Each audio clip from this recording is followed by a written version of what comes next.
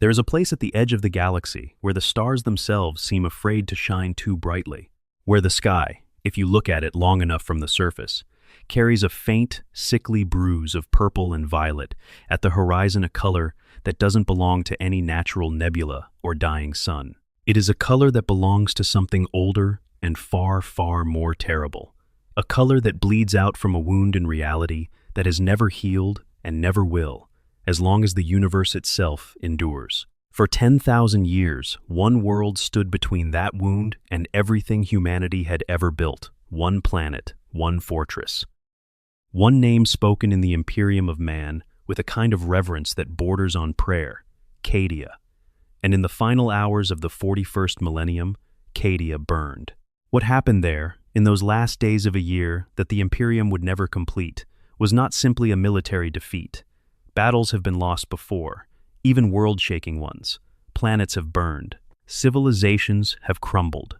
The Imperium of man has been bleeding from 1,000 wounds since the moment of its founding, and it has always found a way to keep breathing, keep fighting, keep standing despite the horror pressing in from every direction. But the fall of Cadia was something different. Something that went beyond the loss of soldiers and fortresses and strategic territory. It was the shattering of a myth. The destruction of a symbol so old and so deeply embedded in the soul of humanity's empire that without it, the very architecture of hope began to crack. When Cadia fell, the galaxy changed. Not metaphorically. Not in the way that people say the world changed after some great disaster and then life slowly returns to something resembling normal. The galaxy, literally, physically, cosmically changed. A scar opened across the stars from one side of the Milky Way to the other. A wound so vast that it is visible to the naked eye from any planet anywhere in the galaxy. A lurid, screaming gash in the fabric of reality that rains demons and madness and death on everything beneath it. The Imperium of man was cut in half. 250 million worlds, and the light that connected them was severed. Everything changed. Everything. Tonight, we are going to sit with this story. We are going to take our time with it. We are going to trace it from the very beginning, from the ancient question of why Cadia existed at all, through the 10,000 years of war that led to that final, cataclysmic night, all the way to the last Cadian soldier standing with bayonet fixed in the ruins of a dying world. This is the story of the day the Imperium nearly ended. Section 1. The galaxy's most important rock. To understand why Cadia mattered so much, you have to understand what it was guarding against. And to understand that, you need to look into the Eye of Terror. There are things in Warhammer 40,000 that are difficult to truly grasp in terms of scale. The Imperium itself, with its million worlds and its quadrillions of inhabitants, is almost incomprehensible to the human mind. The distances involved, the age of the institutions, the sheer accumulated weight of 10,000 years of unending war, it defies easy imagination. But even among these vast and terrible things, the Eye of Terror occupies a special category of dread. The Eye of Terror is a warp rift, a place where the boundary between physical reality and the dimension of psychic energy, known as the warp, has been torn open and is never closed. If you know your Warhammer lore, you know the warp as the realm of chaos, the dimension where daemons swim like fish in dark water, where the four great chaos gods extend their influence, where the laws of physics and time and sanity simply do not apply in any conventional sense. Most of the time, the warp and the material universe exist as two separate, parallel dimensions, separated by a barrier thin enough to permit the psychic powers of sorcerers and astropaths to punch through it, but thick enough to keep the worst of what lives inside the warp from simply pouring out into reality. The Eye of Terror is a place where that barrier is not thin. It is non-existent. And the Eye of Terror is not small. It spans thousands of light years. If you tried to cross it in a conventional spacecraft, traveling at the speed of light, it would take you thousands of years just to traverse it. Within its howling interior exist hundreds of daemon worlds, planets so thoroughly drenched in warp energy that they have become physical extensions of the Chaos God's realms. Worlds where time runs backwards, or sideways, or not at all. Worlds where the ground itself is made of compressed human screaming, where forests grow from bone, where seas of blood churn under skies filled with screaming faces. The most powerful of the Chaos Space Marine Trader legions make their home there. The Black Legion, the Iron Warriors, the Emperor's Children, the World Eaters. All of them, and thousands of lesser warbands besides, lurking within that howling nightmare, building their strength, waiting for their moment to strike. For 10,000 years, they have been waiting. And the Eye of Terror, enormous as it is, has only one stable exit point, one single corridor of navigable space between the horrors within and the wider galaxy. A narrow passage where the warp is calm enough, stable enough, that a fleet of warships can transit it without being shredded by demonic storms, or thrown backwards through time, or consumed by entities that have no name in any human language. This passage is called the Cadian Gate. It is perhaps 50 light-years wide at its broadest point, a sliver of breathable void in an ocean of madness, and it opens into the sector of imperial space known as the Segmentum Obscurus. Think about what that means strategically. The entire might of the Eye of Terror, every traitor legion, every daemon host, every corrupted war machine of the Dark Mechanicum, every plague fleet and berserker warband and sorcerer's conclave, all of it has to squeeze through that one gap if it wants to reach the rest of the galaxy in any organized, coordinated way. Smaller raiding parties can punch through the warp storms elsewhere, taking terrible risks and emerging battered and depleted. But a true invasion, a black crusade, a hammer blow aimed at Terra itself, has to come through the Cadian Gate. And standing right at the mouth of the Cadian Gate, in the path of anything and everything that might want to pour through it, was Cadia. Cadia Prime was a terrestrial world, the fourth planet of the Cadian system. In a galaxy of mind-bending wonders and horrors, Cadia itself was almost ordinary in its basic physical makeup. It had continents and oceans. It had weather and seasons and thick pine forests that, in other circumstances, might have seemed quite peaceful. It had frozen tundras in its higher latitudes and temperate plains stretching across its midsection. The sky was blue where it wasn't gray with cloud cover, and in the daytime, standing in those great ancient forests, you might almost forget where you were and what surrounded you. Almost. The constant presence of the Eye of Terror dominates the sky above Cadia in a way that never lets you truly forget, that violet-purple bruise at the edge of the horizon, always there, always watching. The people of Cadia grew up with it above them every night when they looked at the stars. Children on Cadia did not grow up afraid of it, exactly. They grew up with it as a fact of life, the way a child who grows up near a volcano learns to read the smoke and respect the rumble. It was always there. It was always going to be there. And it was the reason for everything. Because Cadia's location made it the single most strategically important world in the entire Imperium of man. As a direct consequence of this, Cadia was also the most heavily fortified world in the galaxy. Not the most heavily defended in terms of raw numbers of troops at any one moment. Worlds like Armageddon or Vigilus have seen comparable troop deployments during major wars. But in terms of sheer embedded, baked-in, generational fortification, no world came close to Cadia. The cities of Cadia, called Cassars in the local dialect, were not cities in the ordinary sense. They were not places primarily designed for commerce or culture or comfortable living, with military installations added on as an afterthought. They were fortresses first and last, designed from the ground up to be held against attack, their walls thick enough to stop orbital bombardment, their streets built as kill zones, their underground warrens housing enough supplies to sustain a population under siege for years. The city of Cassar Kraf, which would become the final fortress of the entire planet in its last days, was a structure so massive and so heavily reinforced that it had survived bombardments that leveled surrounding terrain for kilometers in every direction and emerged essentially intact. These were not cities. They were the bones of a world built specifically to resist annihilation. Every single person on Cadia, from the youngest child old enough to hold a lasgun to the oldest veteran too wounded for active service, belonged in some capacity to the military. The entire planetary population was organized along military lines. There was no civilian life on Cadia in any meaningful sense. You were either in the military, in training for the military, or supporting the military. It was a society built entirely around the single purpose of holding that line against the eye. And it had done exactly that, 12 times over 10,000 years, every time the darkness beyond the gate stirred and sent its armies to break against Cadia's walls.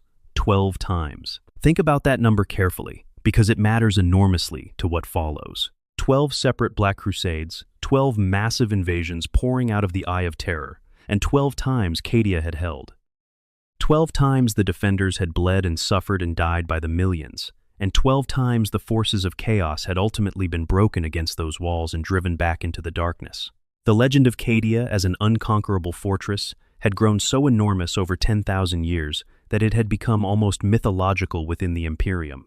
Cadia stands, that was the phrase. Not a prediction or a hope, but a statement of fact. Repeated generation after generation, reinforced by millennium after millennium of survival, until it felt less like a military assessment and more like a natural law. Cadia stands. The sun rises in the east. Water flows downhill. These are the things that are simply true, which made what was coming all the more devastating. Section 2. Born to fight the Cadian people. If you want to understand what made the fall of Cadia so heartbreaking on a human level, you need to understand the people who lived there. Because Cadia wasn't just a strategically important piece of real estate. It was a home, a culture, a way of life so deeply defined by its particular circumstances that it produced a people unlike anyone else in the Imperium. The Cadians are famous across the entire galaxy for two things: their fighting ability, which is genuinely without peer among baseline human soldiers anywhere in the Imperium, and their eyes. Cadian eyes are violet, a deep, rich purple violet that you will not find in the natural human population anywhere else in the galaxy. And the reason for this is one of those details that, when you learn it, carries a weight that is hard to shake. The proximity to the Eye of Terror, that vast howling wound in reality that has dominated the Cadian sky for 10,000 years, has left its mark on the people who live in its shadow. The constant pressure of warp energy, even at the comparatively safe distance of the Cadian Gate, has accumulated in the local population over countless generations. The violet eyes are not simply a cosmetic quirk. They are a physical mark of 10,000 years of exposure to the most concentrated source of warp energy in the known galaxy. The people of Cadia carry the Eye of Terror in their faces, and they have made it their own. Interestingly, this exposure to warp energy has done something remarkable to the Cadian gene pool beyond simply changing their eye color. Cadians have a higher natural aptitude for military training, faster reaction times, greater resistance to the psychic effects of chaos corruption, and a baseline stoicism in the face of violence and horror that takes decades to cultivate in soldiers from other worlds. Growing up under the Eye of Terror, with the constant ambient presence of something vast and dark pressing at the edges of your perception, does something to a people over thousands of generations. It makes them harder. Not cruel Cadians are not, as a culture, cruel people, but tough in a way that goes bone deep, that is simply part of who they are, rather than something they have to work to achieve. The military culture of Cadia begins almost from birth. The regiment known as the White Shields are Cadian recruits, too young to be counted as full soldiers, teenagers, in some cases even younger, who are attached to combat units and serve in actual battle conditions as a combination of support personnel and apprentice warriors. This practice, horrifying by the standards of many other imperial worlds, is unremarkable to Cadians. War is simply the background condition of Cadian life. The question is not whether you will fight, but when you will be old enough to fight properly. Children on Cadia learn to field strip a lasgun, to clean and maintain a weapon, to identify different types of enemy infantry by silhouette and movement pattern. These are simply childhood skills on Cadia, the way children elsewhere learn to read or cook or swim. Tactical doctrine is memorized before basic literacy is achieved in some regions of the planet. This might sound like a grim way to raise a child, but you have to understand it from the inside. Cadians don't experience their military culture as oppression or deprivation. It is simply their life, the only life they have ever known, the life of their parents and grandparents, and every ancestor stretching back to the earliest settlers. There is an enormous pride that comes with it. The pride of being from Cadia, of belonging to a tradition of warriors who have held the line for 10,000 years, of being the people who stand between the eye and everything beyond it. When a Cadian soldier dies in battle, they do not feel, in their heart, that they have lost something. They have fulfilled something. They have kept the covenant that their people have kept for 100 centuries. This culture produces what the Imperium considers the finest infantry regiments in the entire Astra Militarum. The Cadian shock troopers are not elite in the way that Space Marines are elite. They are not superhuman. They have no gene seed. They require no centuries of development. They are simply well-trained, well-equipped human soldiers who have been raised in a culture that treats war as sacred and survival as earned. Their tactical discipline is legendary. Their marksmanship is exceptional. Their ability to hold under pressure, to maintain formation, and continue fighting coherently when soldiers from other worlds would have broken into panic is unmatched among human infantry. Space Marines hold Cadian shock troopers in a degree of respect that they rarely extend to any baseline humans, and that respect is genuine. The planet's physical geography contributed to this military culture in important ways beyond the proximity of the eye. Cadia was divided between the great forests and frozen tundras of the open wilderness, and the casters, the fortress cities that dotted the landscape at strategic intervals. This meant that Cadian soldiers were comfortable operating across both dense urban terrain and wide-open wilderness, creating a versatility that many other worlds' armies simply did not have. A Cadian regiment could be dropped into the ruins of a burning city and begin methodical street-clearing operations immediately. The same regiment could be deployed to hold an open defensive line across kilometers of flat ground and do it equally well. This adaptability made Cadian units endlessly deployable across the Imperium's countless theaters of war. The Cassers themselves deserve a moment of description, because in the last days of Cadia, they became the crucibles in which the final battle was fought. Each Casser was a city fortress, its walls several meters thick at minimum, its defensive towers providing overlapping fields of fire across the surrounding terrain. The Cassers were not simply big and strong, they were intelligently designed, with interconnected defensive positions, redundant command structures, underground tunnel networks that could move troops rapidly between different sectors of the walls, and supply caches deep enough to sustain a garrison for months, even under complete siege conditions. They had been developed over thousands of years of Black Crusades, each one teaching new lessons about how to hold a fortified position against an enemy who had access to demonic powers, sorcery, and forces that defied normal military logic. And then there were the spaces between the Cassers. The great moors and forests and tundras of Cadia were not simply empty. They were seeded with defensive installations, sensor nets, kill zones, buried weapons platforms, pre-prepared defensive lines that could be activated at need. The entire surface of Cadia was a single unified defensive system, and the Cadian shock troopers who had grown up on it knew its terrain, its positions, its strengths and weaknesses intimately. Fighting on Cadia was a home game for the defenders in a way that went far beyond simply knowing which direction north was. Every hill, every river crossing, every forested valley was potentially both a defensive asset and a prepared killing ground. And then there was Ursarkar E. Creed. We will come back to Creed in much greater detail when we reach the 13th Black Crusade itself, but it is worth introducing him here because Creed is inseparable from the myth of Cadia in its final years.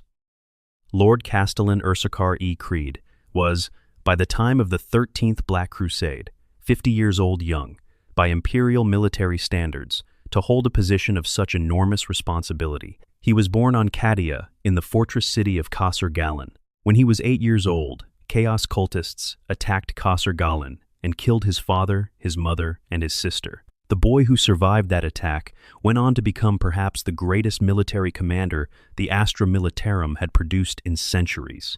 Creed's military genius was of a kind so pronounced that it seemed almost supernatural. He possessed what those around him could only describe as a preternatural calm, an ability to absorb information, synthesize it instantly, and make decisions with a clarity that other commanders simply could not replicate. He could look at a topographical map once and recall every contour of it perfectly. He could hold the positions of dozens of different formations simultaneously in his mind, adjusting them in real time as situations changed. His subordinates would later say that Creed's ability to deploy forces with seemingly impossible speed and precision, moving entire regiments to exactly the right place at exactly the right moment, made him appear less like a general and more like a being who could see the battle from a higher vantage than anyone else. He was also, critically, a man who led from the front. Creed ate with his soldiers. He slept in the same conditions they did. He could be found on the walls and in the streets and in the trenches, rather than safely behind a command desk far from the sound of bolter fire. This made him beloved in a way that went beyond professional respect. The soldiers of Cadia, proud, stoic, not given to easy displays of emotion, would have walked into the eye of terror itself if Creed told them it needed to be done. And in the end, that is almost exactly what they were asked to do. His closest companion and most trusted subordinate was Color Sergeant Jaren Kell, a relationship that had begun when both of them served as White Shields, those young apprentice soldiers in the Drop Site Crusade.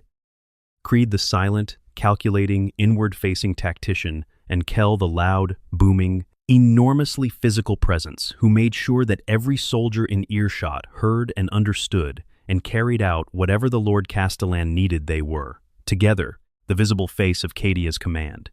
Where Creed went, Kell went. And what Kell carried, the regimental banner of the 8th Cadian, was a flag that soldiers had fought and died to protect for generations. It was not simply a piece of cloth. It was Cadia.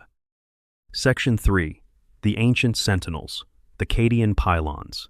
Now we need to talk about the most important objects on Cadia and the key to understanding everything that happened in the final battle for the planet, because none of it makes sense without them. The Cadian Pylons are, in many ways, the real heart of this entire story. Scattered across the surface of Cadia were approximately 5,810 intact structures of unknown origin, with at least 2,000 more in various states of ruin or buried beneath the planet's surface by the geological upheaval of millions of years. These structures, called pylons, for want of a better name, predated human presence on Cadia by an almost incomprehensible margin. They predated the Imperium of man. They predated the Eldari Empire at its height. They predated essentially everything that any civilization currently living had ever produced. The pylons of Cadia were ancient when the first human being learned to use fire. Each pylon stood exactly 500 meters above the surface and extended 250 meters below it, bored deep into the bedrock of the planet. Their surface was made of a material so dense and so alien in its properties that nothing in the Adeptus Mechanicus's entire arsenal of scanning technology could penetrate it. When tech priests sent servitor probes through the pylon's interior passages to map the internal structure, the probes simply did not return. Not destroyed by any detectable force, they simply stopped transmitting and ceased to exist as far as any sensor could tell. The pylons refused to be understood. They did not invite understanding. They simply stood there, massive and silent and ancient, enduring millennium after millennium with a patience that could only be described as geological. No two pylons were identical. The strange tubes and channels that wound through their interiors followed unique patterns in each one, as if each pylon had been individually designed for a slightly different role within some vast system whose overall purpose was not apparent from examining any single component. This is important, as it turned out, because the pylons were not individual devices. They were a network, a single planet-spanning machine with 5,000+ components, and the function of that machine was something that the best minds of the Adeptus Mechanicus failed to comprehend for 10,000 years. The material of the pylons is what the Necrons call noctilith, or blackstone, a substance that appears throughout Warhammer lore in connection with some of the most powerful anti-warp technology in existence. The Blackstone fortresses, those enormous alien weapons platforms that Abaddon the Despoiler would eventually weaponize, are built of the same material. And that shared material is a clue to what the Cadian pylons were actually doing. What the Adeptus Mechanicus did eventually work out, through generations of frustrated observation, was that the pylons were doing something to the local warp. The area around Cadia, the Cadian Gate, that narrow corridor of stable space that was so crucial to the Imperium's defense, was unusually calm in warp terms. The constant psychic storms that raged around the Eye of Terror, making navigation of the surrounding region so treacherous, stopped at the Cadian Gate. The corridor was stable. Ships could navigate it reliably. Fleets could form up and maneuver within it. The warp in the Cadian Gate behaved in a way that was almost civilized, almost predictable, compared to the seething chaos that surrounded the Eye of Terror elsewhere. This stability was not natural. It was not a coincidence of the region's warp geography. It was being maintained artificially by the pylons. The pylons of Cadia were anti-psychic field emitters. They restricted the activity of the Imperium in their vicinity. They were, in essence, generators of a field that pushed the warp back, that maintained the boundary between real space and the howling dimension of chaos, that kept the Eye of Terror contained within its current dimensions rather than allowing it to expand outward. When the Imperium discovered this, and they did not fully comprehend it until almost the very end, the implications were staggering, because it meant that the Cadian Gate didn't exist because it was a natural feature of the local warp geography. The Cadian Gate existed because the pylons were creating it. The pylons were, functionally, keeping the corridor open and stable. Remove the pylons, and the Eye of Terror wouldn't simply lose one navigational corridor. The Eye of Terror would expand. Without the artificial containment the pylons provided, the warp would begin flowing outward, filling the space that had previously been stabilized, consuming the worlds within reach in a flood of psychic madness. And who built them? This is where it gets ancient. The pylons were constructed by the Necrons. Not the Necrons as they currently exist, ancient, crypt-slumbering things of living metal, awakening confused and murderous across the galaxy, but the Necrons of 65 million years ago, during the Great War in Heaven against the Old Ones. The Necrons of that era were fighting against beings who had weaponized the warp, and the warp itself was one of their principal vulnerabilities. Blackstone technology, Noctilith, was part of their answer. A way to push the Imperium back, to create zones of real space where the Old One's psychic arsenal was blunted. Cadia's pylons were a relic of that cosmic war, built to contain and limit the growth of warp rifts. Rifts that, in the age of the War in Heaven, posed the same existential threat to the Necrons that they now pose to everyone else. The Eye of Terror itself was created during the Horus Heresy, when the catastrophic energies released by that galaxy-wide civil war tore open a new rift in an existing region of warp weakness. The Cadian pylons, built millions of years before this, happened to be perfectly positioned to act as a containing barrier for this new wound in reality. It was, in cosmic terms, a fortunate accident of timing the ancient Necron defense infrastructure of a vanished era, repurposed by circumstance, to hold back a catastrophe that its builders could never have anticipated. But here is the part that the Imperium did not know, the truth that only began to emerge in the final days of Cadia's existence. The pylons were not simply passive stabilizers, maintaining the status quo indefinitely without limit. They could be activated. Not the way you activate a light switch, but in a deeper, more fundamental sense, they could be deliberately enhanced in their output. Their anti-psychic field amplified and focused, turned from a containment barrier into an actual weapon against the warp. If fully activated by someone who understood their nature and their activation sequences, the Cadian pylon network could not merely maintain the Eye of Terror's current boundaries. It could push the Eye back. It could reduce it. Given time and sustained operation, it might be able to close the Eye of Terror entirely. This was the most closely held secret of the final battle of Cadia. And it was a secret that changed everything about what Abaddon the Despoiler chose to do in his endgame. Because Abaddon knew, he had known for a very long time. And the 12 Black Crusades that had preceded the 13th were, in part, a systematic effort to understand, destabilize, and ultimately destroy the Cadian pylons before they could ever be used against him. Section 4. 10,000 Years of War. Abaddon's Long Game. To understand Abaddon the Despoiler, you need to understand what he used to be, because Abaddon is not simply a monster who emerged from the Eye of Terror to cause mayhem. He is something far more specific and far more frightening than that. He is the inheritor of a broken dream, a fallen legacy, and 10,000 years of burning, patient, implacable hatred.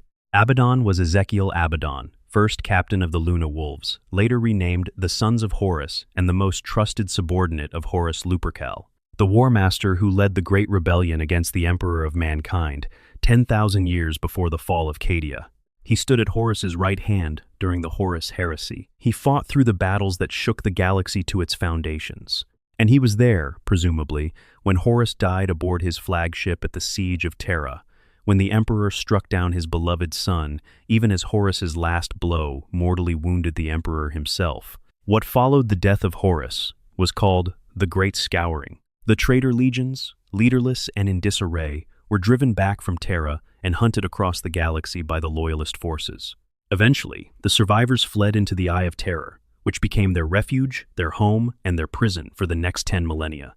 Within the Eye, time works differently. The daemonic energies mean that bodies do not age normally, or age in strange and terrible ways.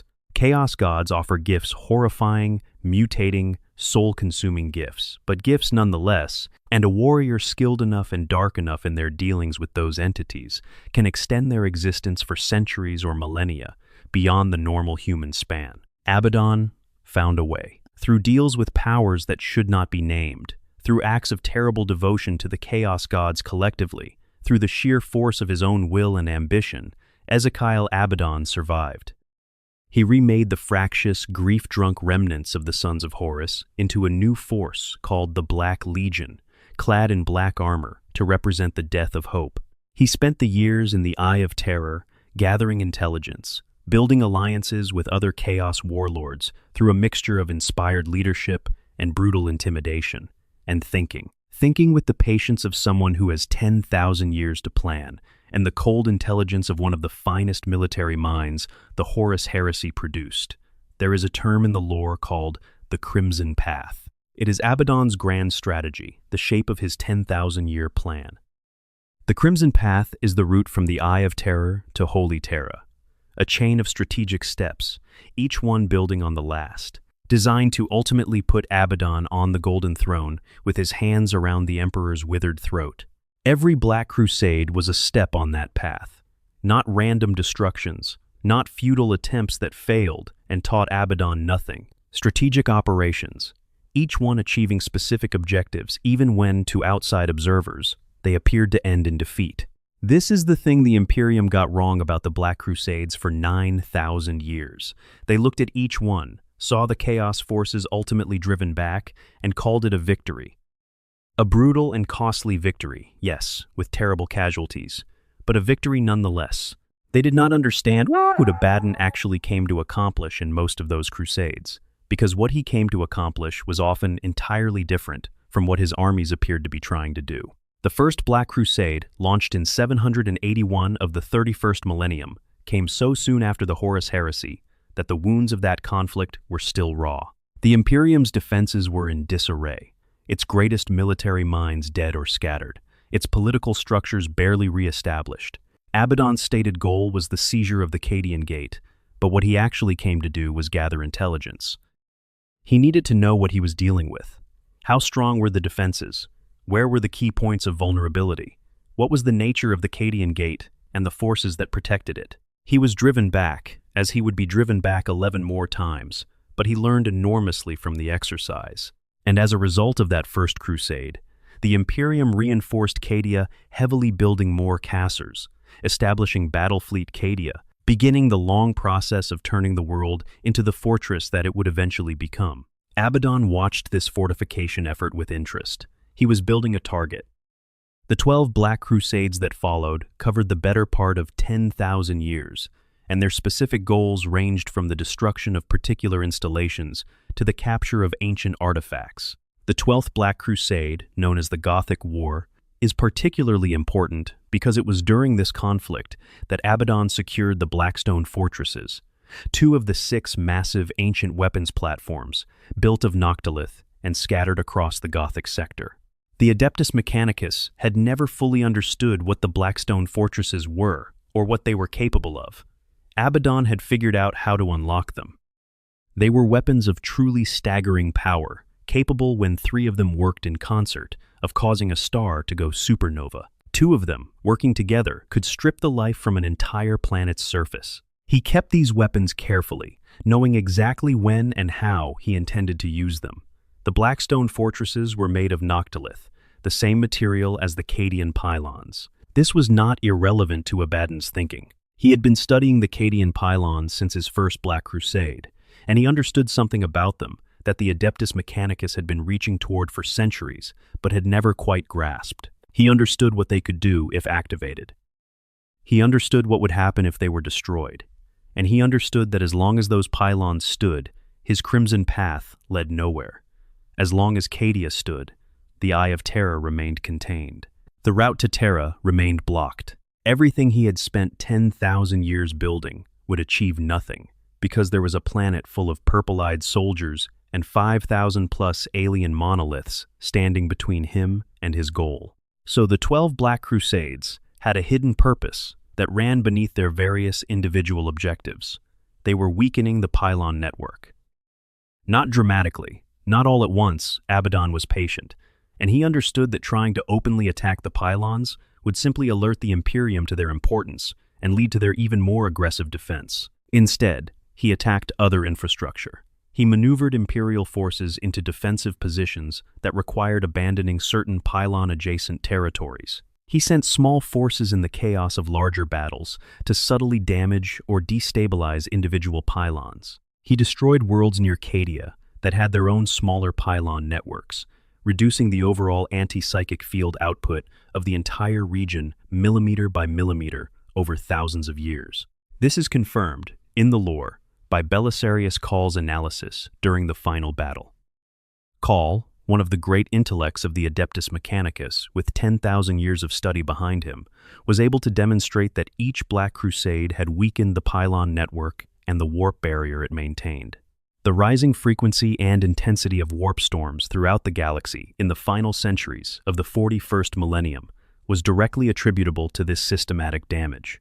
The galaxy was getting darker. The warp was pressing harder against reality, not because of random cosmic factors, but because Abaddon's 1,000-year strategy was working, precisely on schedule, exactly as intended.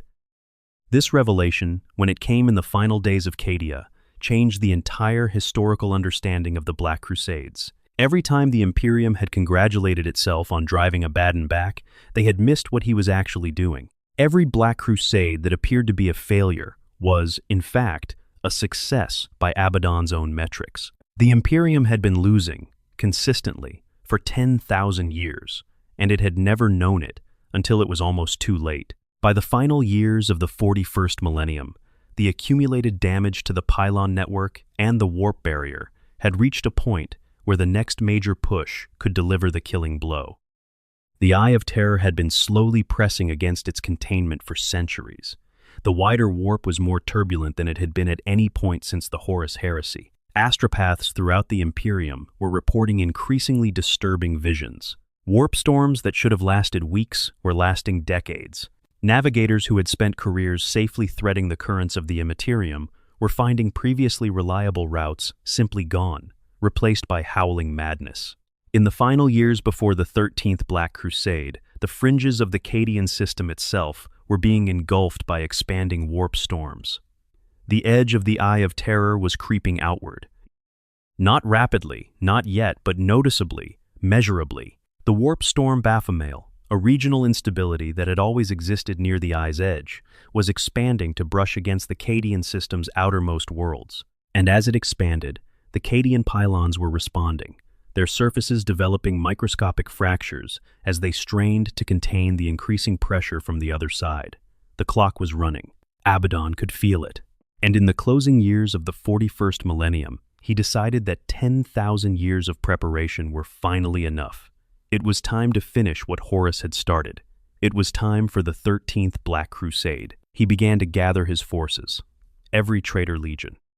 Every Chaos warband that could be enticed or intimidated into participating. Daemon armies from all four of the great Chaos gods, who for once all had reason to contribute their servants to a cause that would benefit them all. Traitor Imperial Guard regiments that had turned to chaos during various dark chapters of history.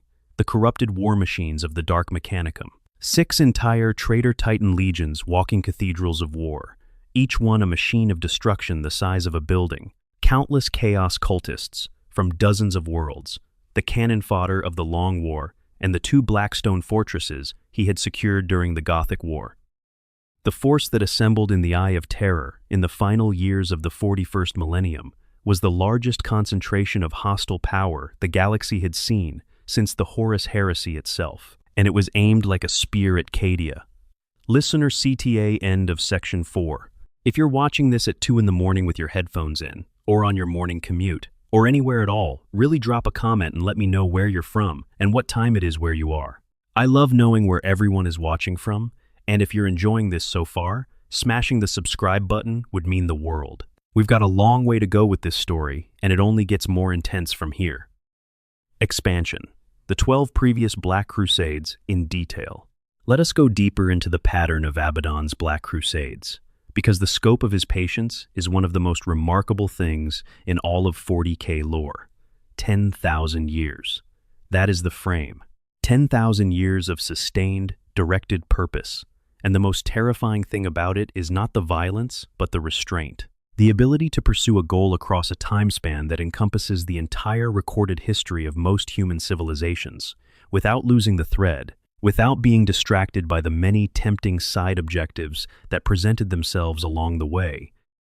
Whatever else Abaddon the Despoiler is, whatever horrors he has committed, and whatever darkness has consumed him over the millennia, he is an extraordinarily disciplined strategic thinker. The First Black Crusade erupted in approximately 781 of the 31st millennium, not long in galactic terms after the end of the Horus Heresy, but long enough for Abaddon to have consolidated his position as the leader of the Black Legion and made his first serious assessment of what the Long War would require.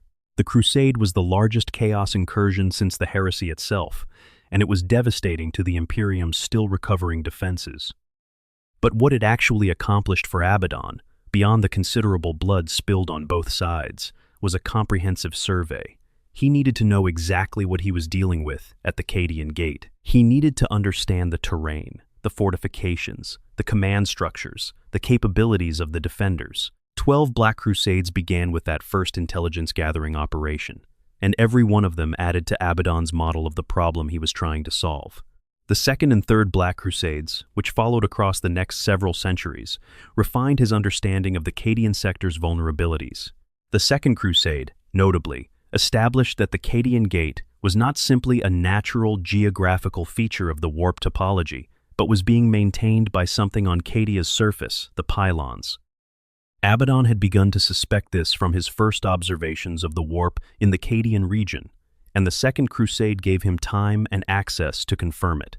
The knowledge that the pylons were the key to the gate, rather than simply a mysterious feature of Cadia's landscape, changed everything about how he planned the subsequent crusades. Every Black Crusade after that had, at least in part, something to do with the pylons, either directly damaging them or destroying nearby pylon networks on other worlds that contributed to the regional stability, or maneuvering the Imperium into positions where their responses to his attacks would inadvertently compromise the pylon's function. The Fifth Black Crusade of 723, M37, sometimes called the Ghost Crusade because of the unusual number of disappearances and vanishments associated with it, was directed primarily at worlds in the Agrippina and Bellis Corona sectors, regions that had their own smaller networks of pylon-like structures that contributed to the wider regional stability. Abaddon's forces spent considerable effort hunting down and destroying these structures, which the populations of those worlds had largely forgotten the purpose of, treating them as ancient ruins of no particular importance.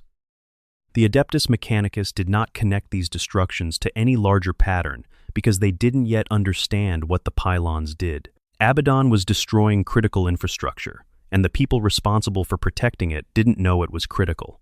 The Gothic War, the 12th Black Crusade, beginning in 139. M41 is deserving of particular attention because it is the Black Crusade that most directly set up the events of the 13th. Abaddon launched this crusade through the Arc's Gap rather than the Cadian Gate itself, bypassing Cadia's defenses to strike deep into the Gothic sector of the Segmentum Obscurus.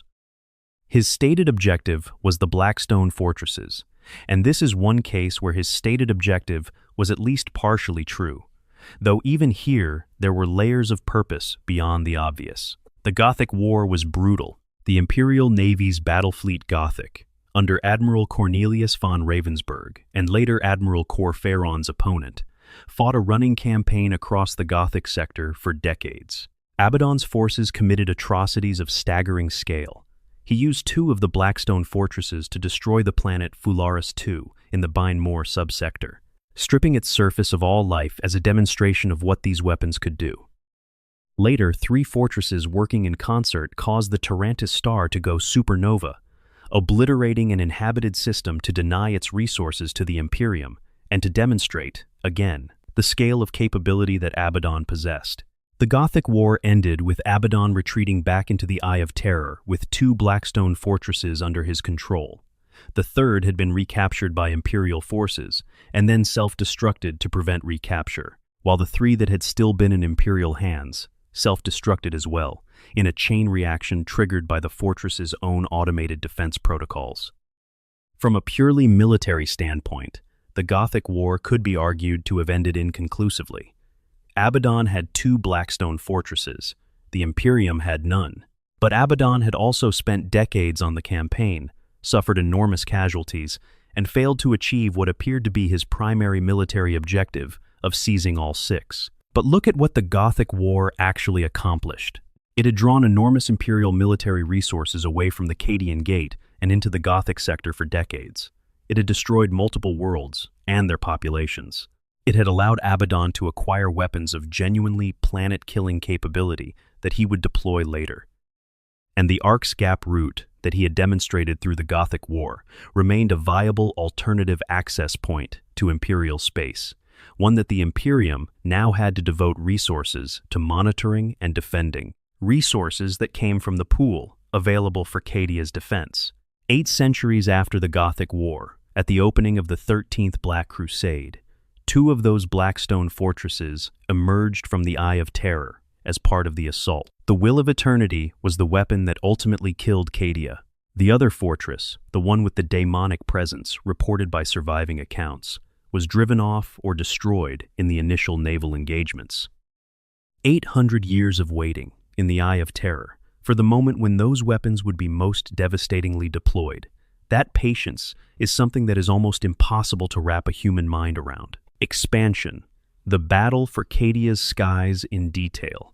The space battle that determined whether chaos could make planetfall at all was one of the largest void engagements in the 41st millennium's history, and it deserves more than the summary treatment it sometimes receives in accounts of the fall of Cadia. Battlefleet Cadia, which had been the principal naval force defending the Cadian Gate for 10,000 years, entered the 13th Black Crusade, already weakened by the Space Hulk campaign, in the months before Abaddon's main fleet emerged. Key repair facilities had been destroyed.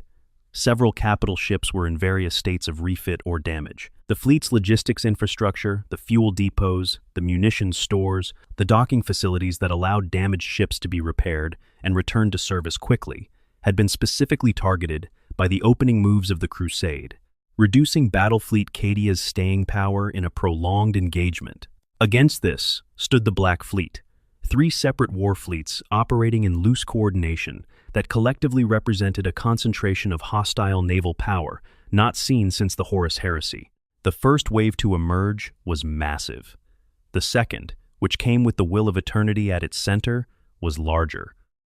The numbers of individual vessels are difficult to pin down precisely, given the chaotic nature of the records from this period, but the descriptions by survivors consistently use language suggesting that the Black Fleet filled the void in a way that made individual vessel identification essentially impossible, the kind of density usually reserved for descriptions of Tyrannid hive fleets.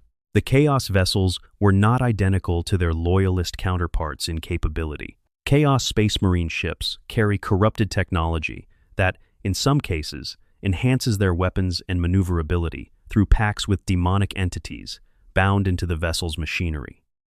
In other cases, this corruption creates unpredictability ships that gain a sudden surge of unnatural capability in a crisis, but that may also spontaneously develop mechanical failures or crew mutations at the worst moments. The demonic ships of Chaos are terrifying but not entirely reliable, and experienced Imperial naval officers understood how to exploit this. The instability of Chaos vessels under sustained pressure their tendency toward infighting when no strong command presence keeps them focused. These are tactical factors that Battlefleet Cadia had 10,000 years of institutional knowledge about. The Space Wolves contributed substantially to the naval campaign. The Iron Wolves, a great company of space wolves with a particular expertise in void operations, brought their strike cruisers and battle barges into the fight with the kind of aggressive, almost reckless courage that characterizes their legion. Space wolves in void combat do not think defensively. They find the most dangerous thing in the area, and they attack it, trusting their resilience and their fury to carry them through exchanges that more cautious commanders would refuse. This approach is not always tactically optimal, but against the Black Fleet, it sometimes produced results that disciplined naval doctrine would not have breakthroughs at unexpected points. Boarding actions undertaken against ships that should have been too well defended to board. The kind of chaotic friction that disrupts an enemy's ability to maintain coordinated operations. The boarding action against the Will of Eternity itself, undertaken by the Space Wolves, and specifically by Wolf Lord Sven Bloodhowl's forces aboard the vessel Firemane's Fang, was one of the most extraordinary actions of the entire campaign. Bloodhowl's forces managed to reach and sabotage the Will of Eternity's shield systems, despite fighting through the most hostile interior environment imaginable.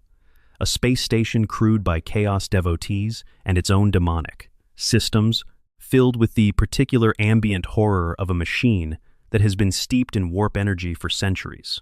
Wolf Lord Sven Bloodhowl was listed as missing in action after this boarding action. Whether he died aboard the Will of Eternity when it was destroyed, whether he was captured, or whether the warp did something else to him entirely, the records are silent. He was never recovered. But his action created the vulnerability that Captain Tor Garadon needed.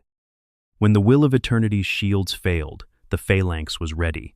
Garadon had been holding the Phalanx's most powerful weapons in reserve, unwilling to fire until he had a target that those weapons could actually penetrate. The moment the shields failed, everything the Phalanx had was focused on the Will of Eternity in a single sustained barrage. The Will of Eternity broke. Not quickly. A vessel of that mass does not simply disintegrate even under the heaviest fire, but it broke, its internal systems failing catastrophically as the Phalanx's weapons found the unshielded structure beneath the outer hull.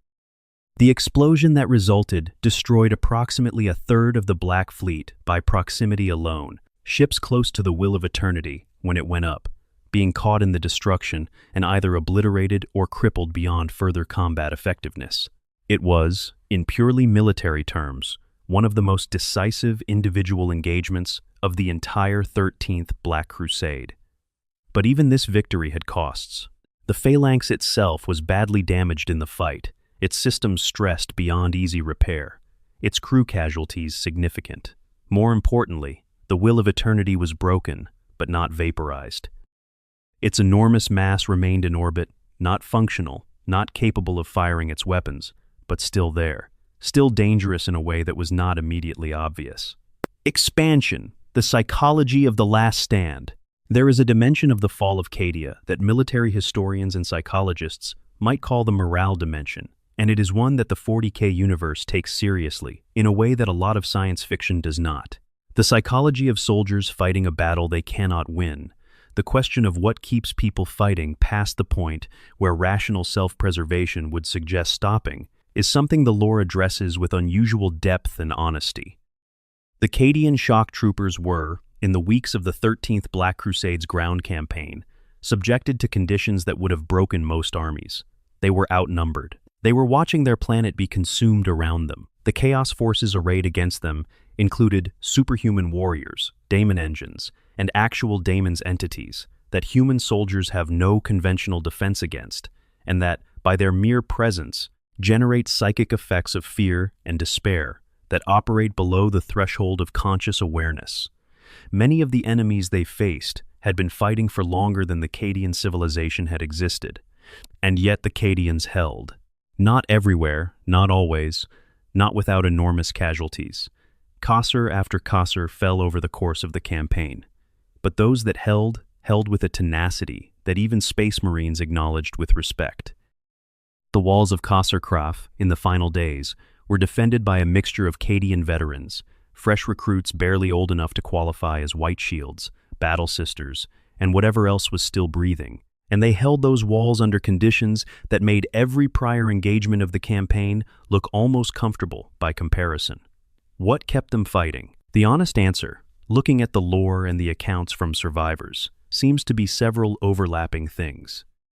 First, the training Cadians are conditioned from childhood to keep fighting when other people would stop, to associate survival with continued action rather than retreat, to experience the cessation of combat as something deeply unnatural. This is not quite the same as suppressing the survival instinct. It is more like redirecting it, convincing the body and mind that fighting, not running, is what survival looks like. This kind of conditioning does not break easily under pressure, because it is not a thin cognitive layer applied to a normal base psychology. It is the normal base psychology. Second, the specific meaning of Cadia. Soldiers fight harder for their homes than for abstract causes, and Cadia was quite literally the home of the Cadian shock troopers in the most fundamental sense possible. The forests burning on the horizon were forests they had trained in as children. The castles they were defending were buildings their grandparents had built. The land beneath their boots, cracked and scorched as it was by the battle, was Cadian land, and that mattered in a way that could not be substituted by any other consideration. Third, and perhaps most importantly, creed. The Lord Castellan's presence on the walls, his willingness to fight alongside his soldiers rather than directing from safety, his absolute refusal to acknowledge the possibility of giving up, even when the situation warranted serious consideration of it, this set a tone that propagated down through every level of the command structure. If the Lord Castellan, who saw the full strategic picture and knew exactly how desperate the situation was, chose to keep fighting, then the individual soldier on the wall had one less reason to stop. This is the most basic and most important function of leadership in extremis, and Creed performed it without apparent effort, because it was simply who he was. The arrival of Saint Celestine added a dimension that is harder to quantify, but genuinely significant. For a culture that prays to the Emperor as a living deity, the visible manifestation of the Emperor's miraculous intervention, a living saint descending from the sky in golden fire, bringing reinforcements that should not have been possible, does something to morale that no number of fresh troops or resupply deliveries could replicate. It is not simply that morale improved when Celestine arrived. It is that the theological framework that the Cadian soldiers had been raised, in the belief that the Emperor watches over his servants, that faith is rewarded, that their sacrifice has meaning, was suddenly vindicated in the most viscerally immediate way possible. She was right there, burning in the sky above their walls, and she was real, and she had come. Whatever the actual nature of Celestine's miraculous existence, the psychological effect of her arrival on the defenders of Qasr Kraf cannot be overestimated. People who had been fighting on empty reserves of will and strength suddenly found reserves they hadn't known they still had. The battle line, which had been slowly bending toward its breaking point for days, straightened. The shouting that went up when soldiers recognized who was descending from the smoke-filled sky was the sound of a morale shift happening in real time, a collective decision to keep fighting and keep fighting hard, made by thousands of people simultaneously. And then Kell died. And somehow, paradoxically, even that helped, because Kell's last words, Cadia stands, spoken in the face of certain death to Abaddon the Despoiler himself, became immediately and permanently the defining symbol of what Cadia's defenders believed about themselves. It was not propaganda. It was not a rallying cry manufactured by a public affairs officer. It was a dying man's defiance, his last act being to tell the War Master of Chaos that he had not won anything that mattered, that the thing he was trying to destroy was not the planet but the people, and the people were still standing. That story spread through the survivors of Cadia faster than any official communication. Soldiers who had never met Kell, who knew him only as the color sergeant's name on the regimental rolls, adopted his last words as their own.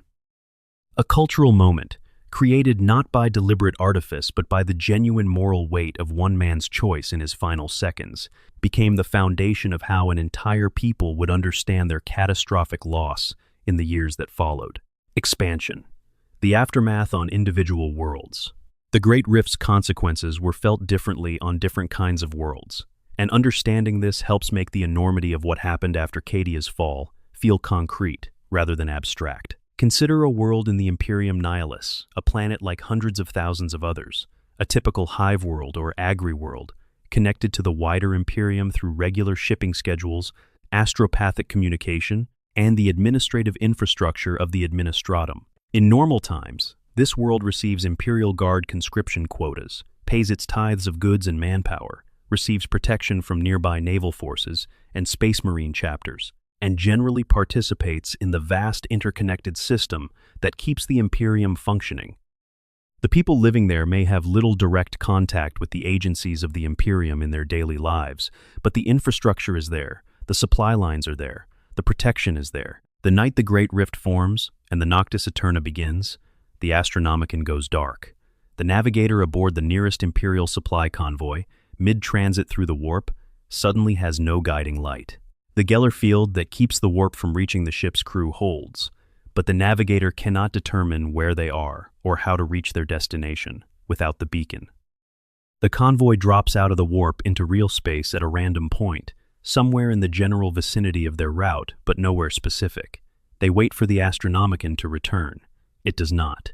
After weeks of rationing, the convoy's commanding officer makes the decision to attempt navigation back to the nearest friendly system by less reliable means, running through the warp without a beacon, trusting to experience and prayer. Some ships make it, some do not. On our world in the Nihilus, the supply convoy that was expected months ago has not arrived. Astropathic messages sent to request information have not been answered.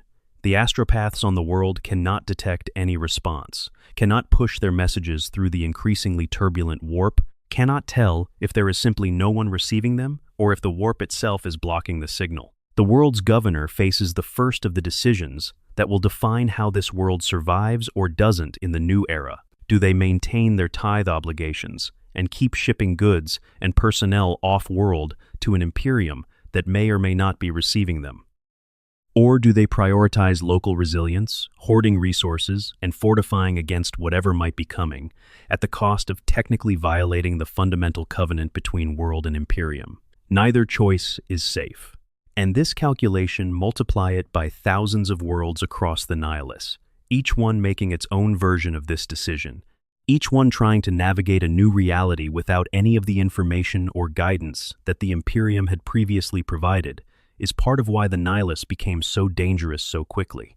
Not just because of chaos incursions and demonic hordes, though those certainly contributed, but because the administrative and logistical infrastructure that holds the Imperium together had been severed, and in the absence of that structure, worlds began making decisions for local survival that, collectively, made the wider situation worse. Worlds that had been under chaos siege before the rift opened and were counting on relief found that relief delayed by years or never arriving.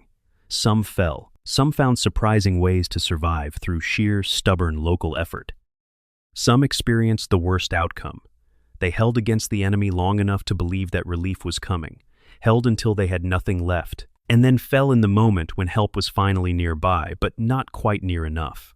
These stories, multiplied across hundreds of worlds in the Nihilus, accumulated into a body of tragedy that the Indomitus Crusade was specifically designed to address, but which the Crusade's finite resources could only partially reach.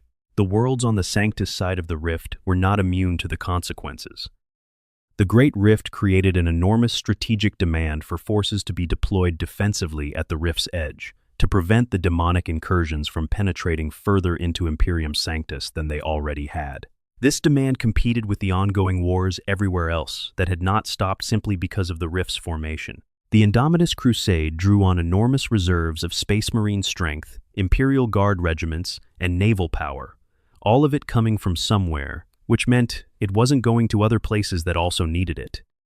The practical consequence was that worlds throughout the Imperium Sanctus experienced increased pressure from enemies that sensed the overall thinning of Imperial defenses, orc warbands that had been kept in check by nearby space. Marine presence now found that presence redirected. Chaos cults that had been suppressed by inquisitorial operations found fewer resources available to continue suppressing them. Genestealer cults that had been infiltrating worlds for decades found the cover of the general chaos useful for accelerating their timelines. The galaxy got darker, more dangerous, and harder to navigate in every sense simultaneously. And all of it traced back to one planet, one night, one falling fragment of Blackstone from orbit. Expansion, Belisarius' call, and the long preparation. No account of the fall of Cadia is complete without properly exploring the figure of Belisarius' Call, because Call is one of those characters whose role in events spans such an enormous timescale that he requires special attention. Call had been working, in secret, for 10,000 years on a project that Robert Guilliman had commissioned before the Horus Heresy reached its climax. The specific nature of that commission, the creation of a new generation of Space Marines, enhanced beyond the existing Adeptus Astartes template, is itself a remarkable story, and the lengths to which Call went to keep it secret while pursuing it across 10 millennia of Imperial history are a testament to both his intelligence and his patience. But the project Guilliman commissioned was not simply about making better Space Marines. It was about preparing for exactly the kind of catastrophe that the fall of Cadia represented, a moment when the Imperium's existing defenses would not be enough, when something additional would be needed that could not be produced in the moment of crisis, because the crisis itself would prevent its production.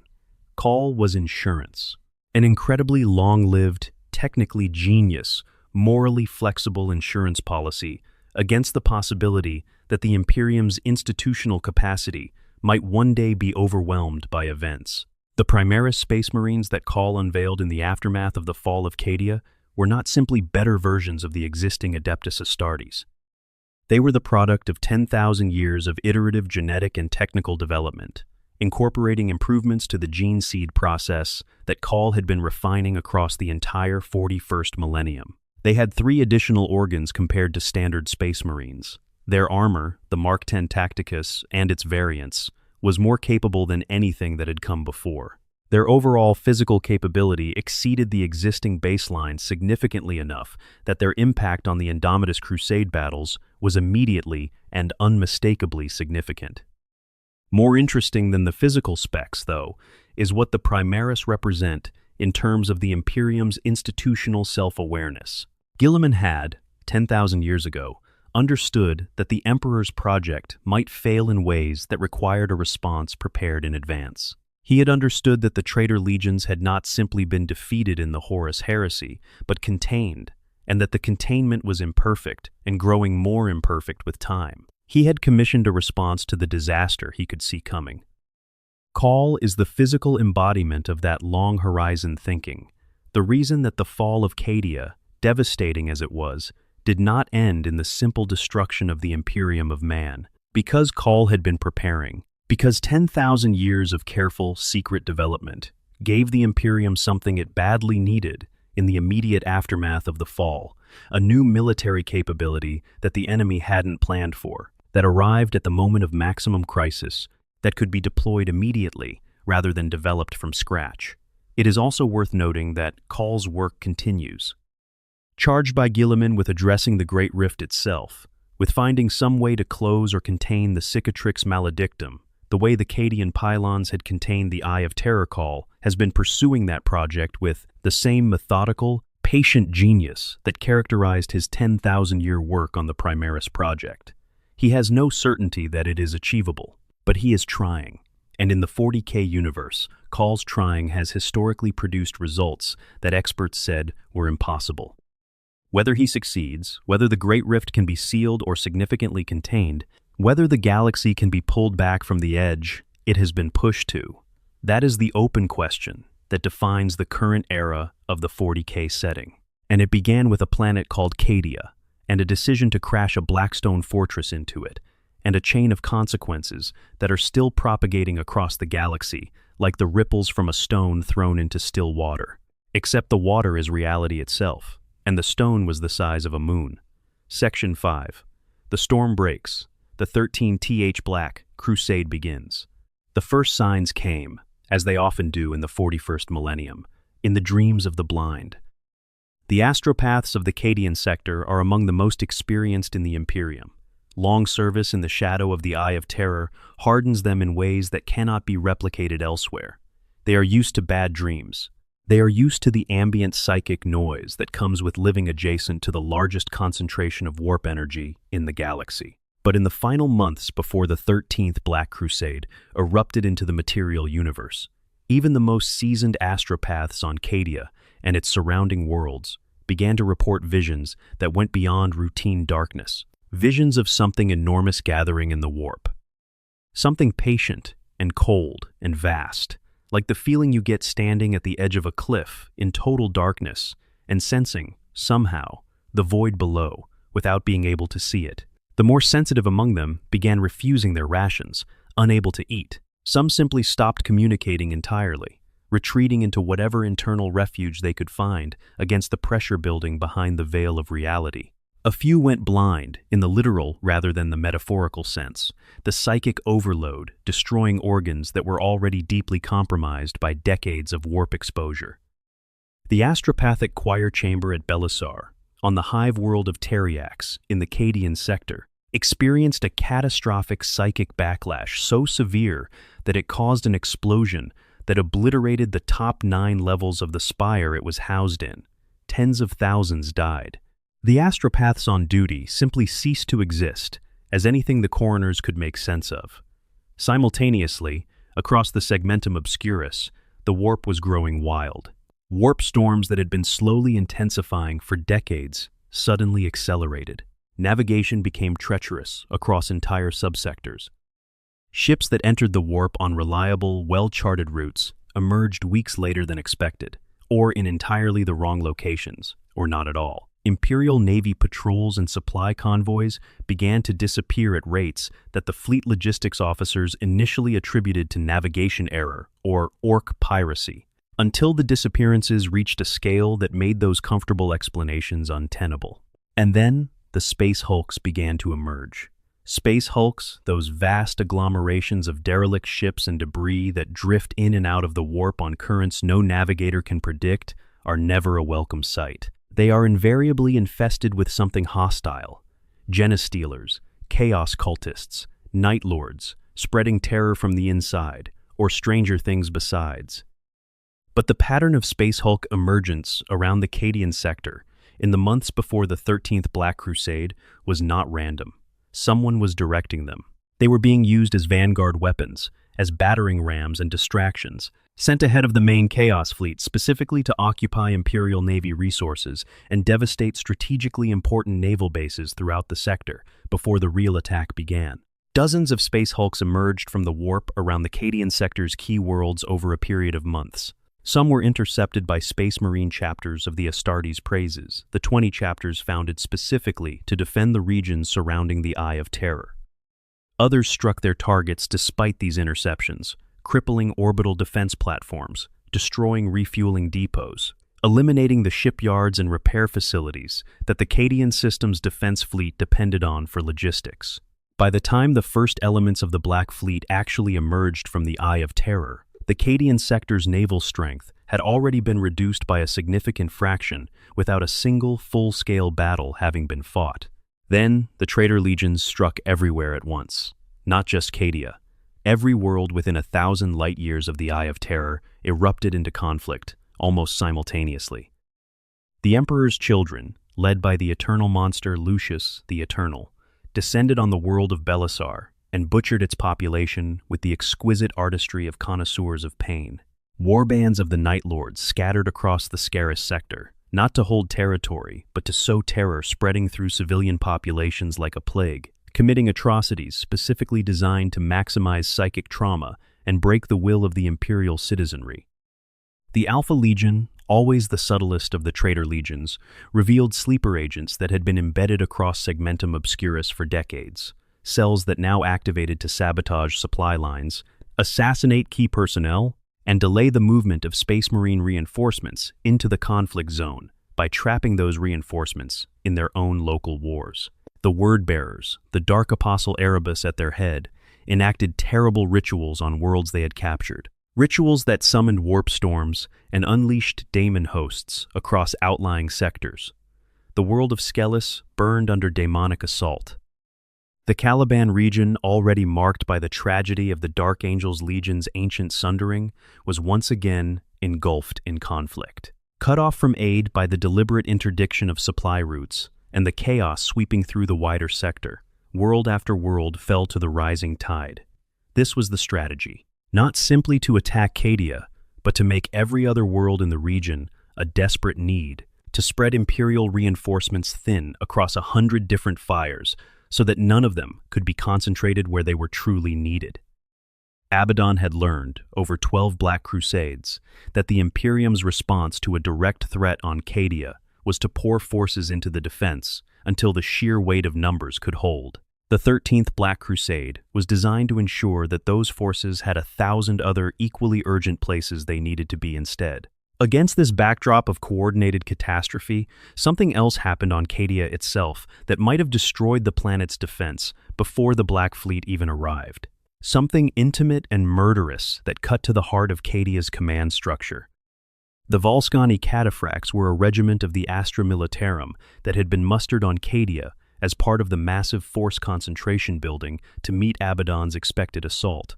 They arrived on the Tyrock fields near the fortress city of Kasser Tyrock to join the muster alongside Cadian shock troopers, Mordian Iron Guard, and dozens of other regiments. On the surface, they were simply another regiment answering the call to defend the Cadian Gate.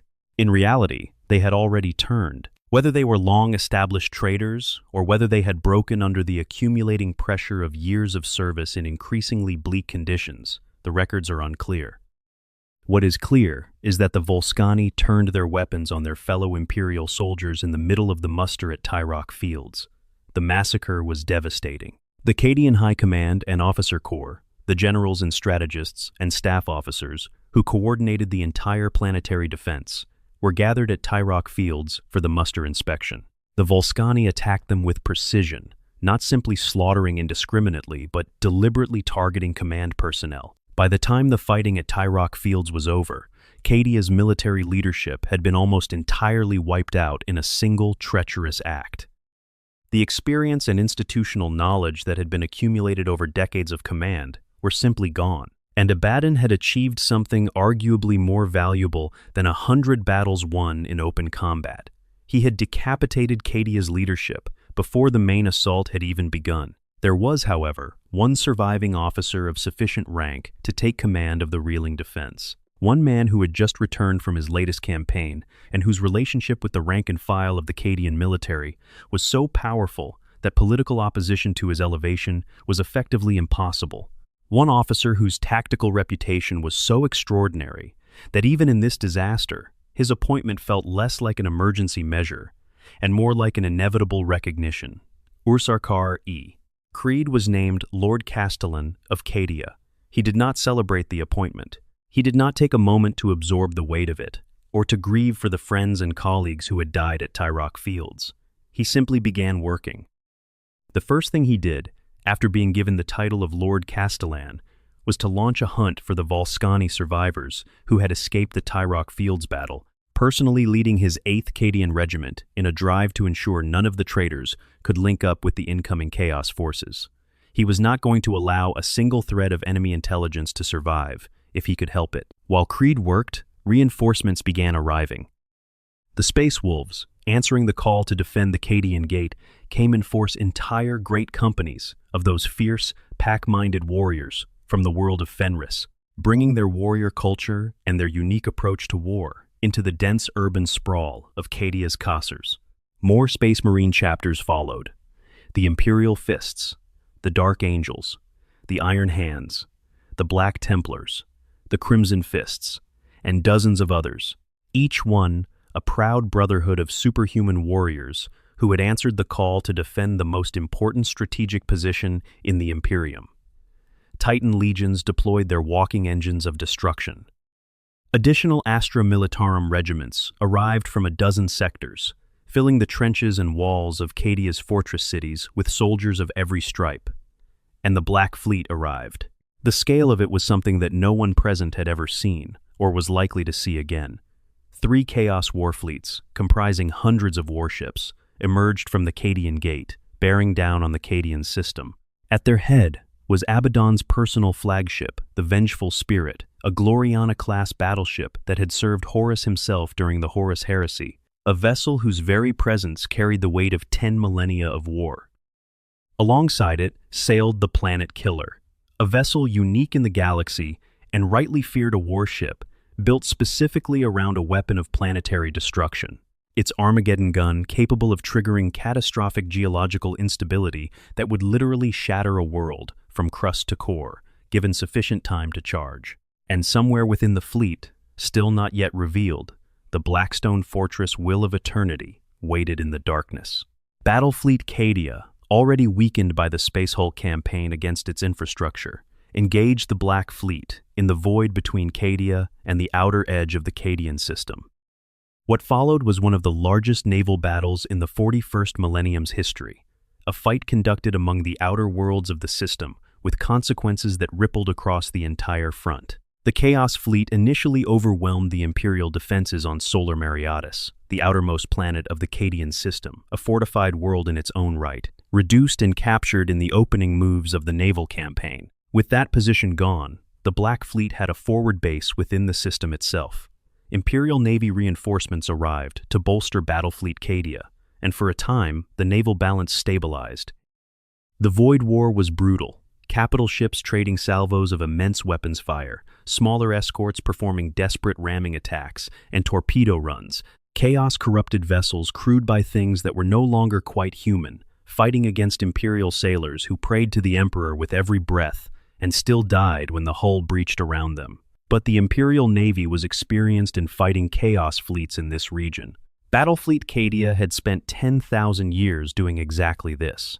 They knew these waters, knew the Chaos tactics, knew the approaches and the choke points and the gravitational dynamics of the Cadian system. And against all odds, in that first massive clash, the Imperial Navy and the Necron forces fighting alongside them for the Necrons had their own reasons to oppose Chaos's advance, which we will come to force the first wave of the Black Fleet to retreat. The outer planets of the Cadian system held. The defenders of Cadia breathed a cautious sigh of relief. Creed didn't share that relief. His instincts were telling him this was exactly what they should be afraid of.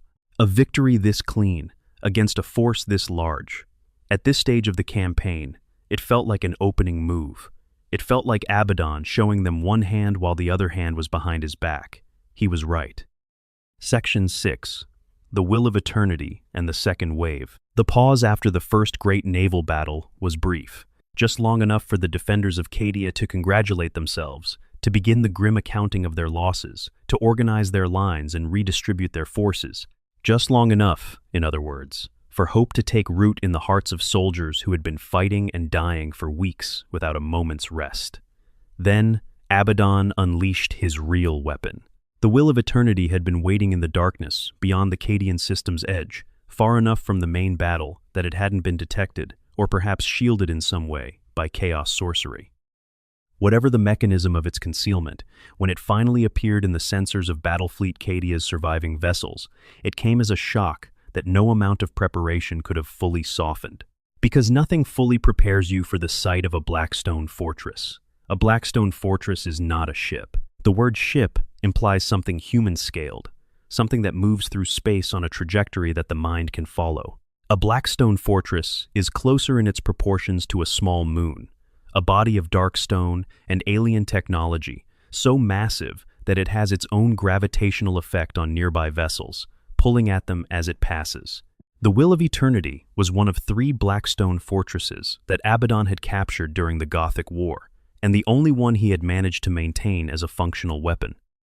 Its surface was made of noctilith, that dense black material that seemed to absorb light rather than reflect it, making it appear as a shadow in space, visible not by what it radiated, but by what it occluded. The stars went out behind it as it moved. It mounted weapons of genuinely apocalyptic capability. The primary armament was something the Imperial forces called the Eye of the Witch, a warp cannon capable of generating a beam of pure immaterium energy and projecting it at targets across planetary distances. This weapon didn't simply destroy what it struck. It dissolved the boundary between real space and the warp at the impact point, creating a localized warp incursion wherever the beam landed. Everything caught in it was not simply damaged or killed, but consumed by the warp itself, dragged, screaming into a dimension where nothing human could survive, even for moments. 3 of these fortresses, working in concert, had caused a star to go supernova. One of them, positioned above Cadia, could in theory strip everything from the planet's surface, every fortification, every soldier, every one of those irreplaceable Cadian pylons in a sustained bombardment. The second chaos wave that broke on Cadia came with the will of eternity at its heart, and it was not comparable to the first engagement. Where the first assault had been a powerful probe, a test of defenses that the Imperium had managed to hold, this was an overwhelming force, operating with clear, strategic direction. The Black Fleet returned in greater numbers, reinforced by additional warbands from the Eye of Terror that had been held in reserve for exactly this moment. The naval battle that followed was simply not a contest in the normal sense. Battlefleet Cadia fought with everything it had, and everything it had was not enough to prevent landings. Chaos forces made planetfall across Cadia simultaneously at multiple points. Not a single focused landing that could be met with concentrated force, but dozens of drop zones spread across the planet's surface, each one establishing a bridgehead and immediately beginning to expand. The traitor Titan legions walked among the landing forces, their footfalls shaking the ground for kilometers around, their weapons capable of leveling cassers that had survived direct bombardment from orbit. The daemon engines of the Dark Mechanicum advanced alongside conventional Chaos Space Marine forces, machines that had been corrupted beyond any engineering principles that the Adeptus Mechanicus would recognize, that ran on something between mechanical power and the suffering of the souls trapped within their frames. On the ground, the situation developed with the peculiar ebb and flow of the biggest battles, local victories being purchased at terrible cost, positions being held against seemingly impossible pressure, and then abandoned when the flanks collapsed, the defenders falling back from one line to the next, as the weight of numbers slowly but relentlessly compressed them toward the remaining fortified positions. Casser after casser was contested, each one a brutal attritional battle fought through corridors and over walls that had been designed to make attackers pay in blood. But the attackers had blood to spend, and the defenders were running out. It was during this grinding, terrible period of the battle that the Adeptus Mechanicus developed something they hoped might counter the Will of Eternity's primary weapon, a null shield. An anti-psychic barrier specifically calibrated to deflect the warp cannon's beam. The shield covered Kasr Kraf, the largest and most heavily fortified of Cadia's remaining fortress cities, and it worked. When the Will of Eternity fired its terrible weapon at Kasr Kraf, the beam broke against the null shield in a cascade of frustrated warp energy that, while destructive enough, was nowhere near what the cannon should have achieved. The defenders of Kasr Kraf were spared the worst. But the shield was a technical achievement, sitting in a battlefield being actively overrun. Maintaining it required power and personnel that were simultaneously needed everywhere else, and Abaddon sent forces specifically to destroy it, understanding as he did that as long as that shield stood, the Will of Eternity's primary value as a terror weapon against the defenders of Kasr Kraf was negated. Enter Urkanthos. Urkanthos is one of those figures in the fall of Cadia who gets somewhat lost amid the larger names, Abaddon, Creed, Celestine, but whose actions were absolutely pivotal to the planet's ultimate fate. He was one of Abaddon's most trusted lieutenants, and in the opening naval battles of the 13th Black Crusade, he achieved something that caught the eye of a far greater power than Abaddon. His ship, in the opening Void battles, encountered 3 Imperial battleships that had made the decision to go down fighting and take the Chaos Fleet's flagship with them. What followed was a masterclass in void warfare. Urkanthos outmaneuvered and outthought 3 vessels that should collectively have been able to overwhelm him, destroying all 3 without losing his own ship. Khorne, the blood god, was pleased.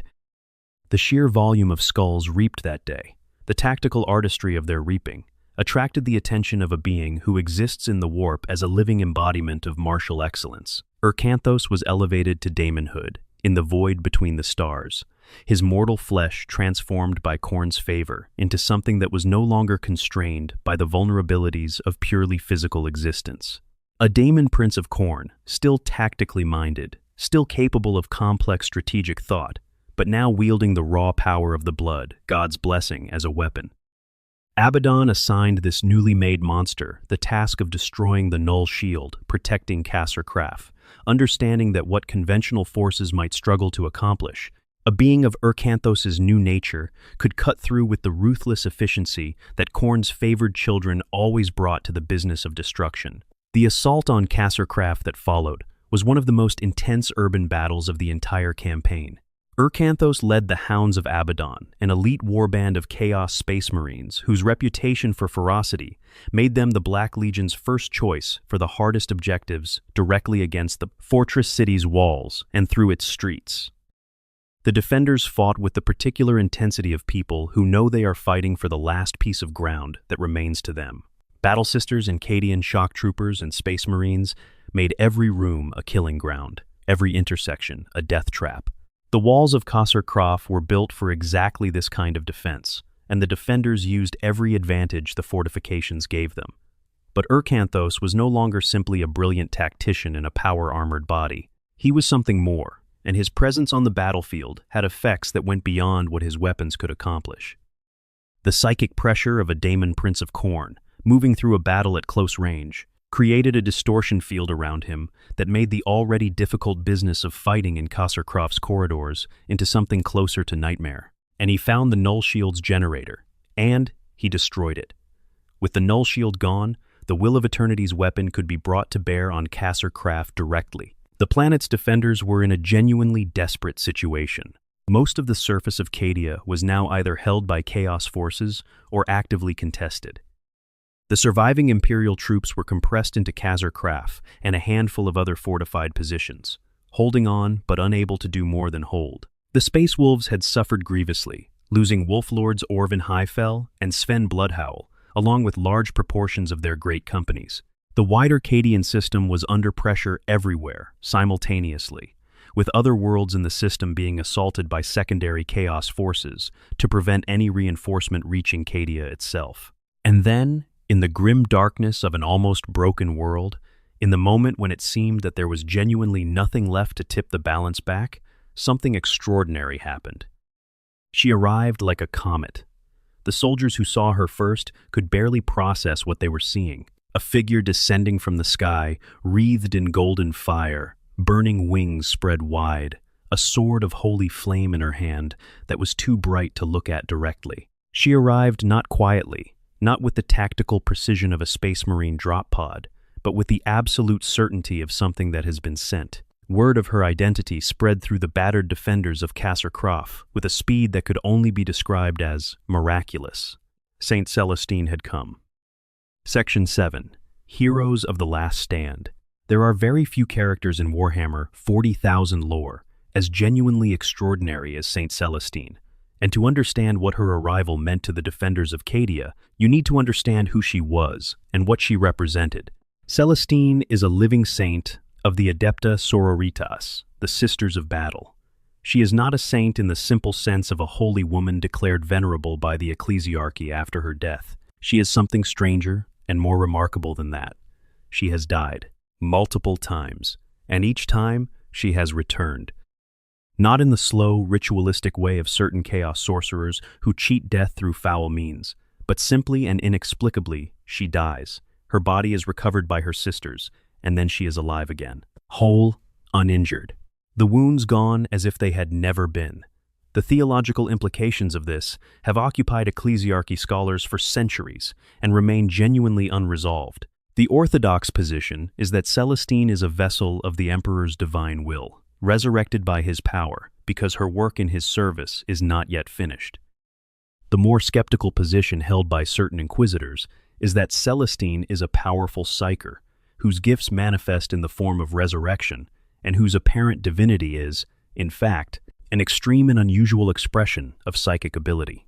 The two positions are actually not entirely incompatible, depending on your theology, and the question of whether the Emperor's divine power and extraordinary psychic expression are the same thing or different things has occupied greater minds than ours for a very long time. What is not in question is the practical effect of Celestine's presence on a battlefield. She fights with the Ardent Blade, a weapon of holy fire that cuts through power armor and demon flesh, and corrupted ceramite with equal indifference.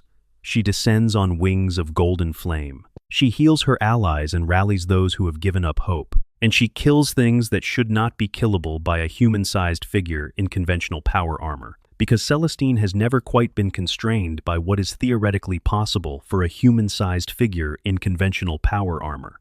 More than her raw combat ability, though, is what she does to the people who fight alongside her. Hope is a practical military resource in 40K, and in a battle where it had been running desperately short, Celestine's arrival was the equivalent of a fresh Titan legion appearing over the horizon.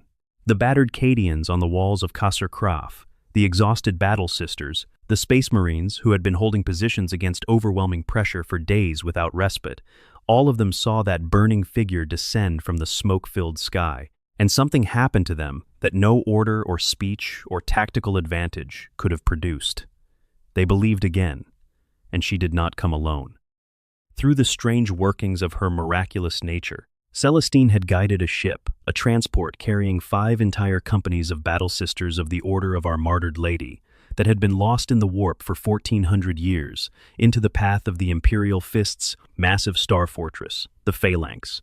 The Phalanx, one of the largest warships in the Imperium, had been fighting its way through the Black Fleet toward Cadia, and now, at Celestine's direction, it carried reinforcements that no one had anticipated and no one could have planned for.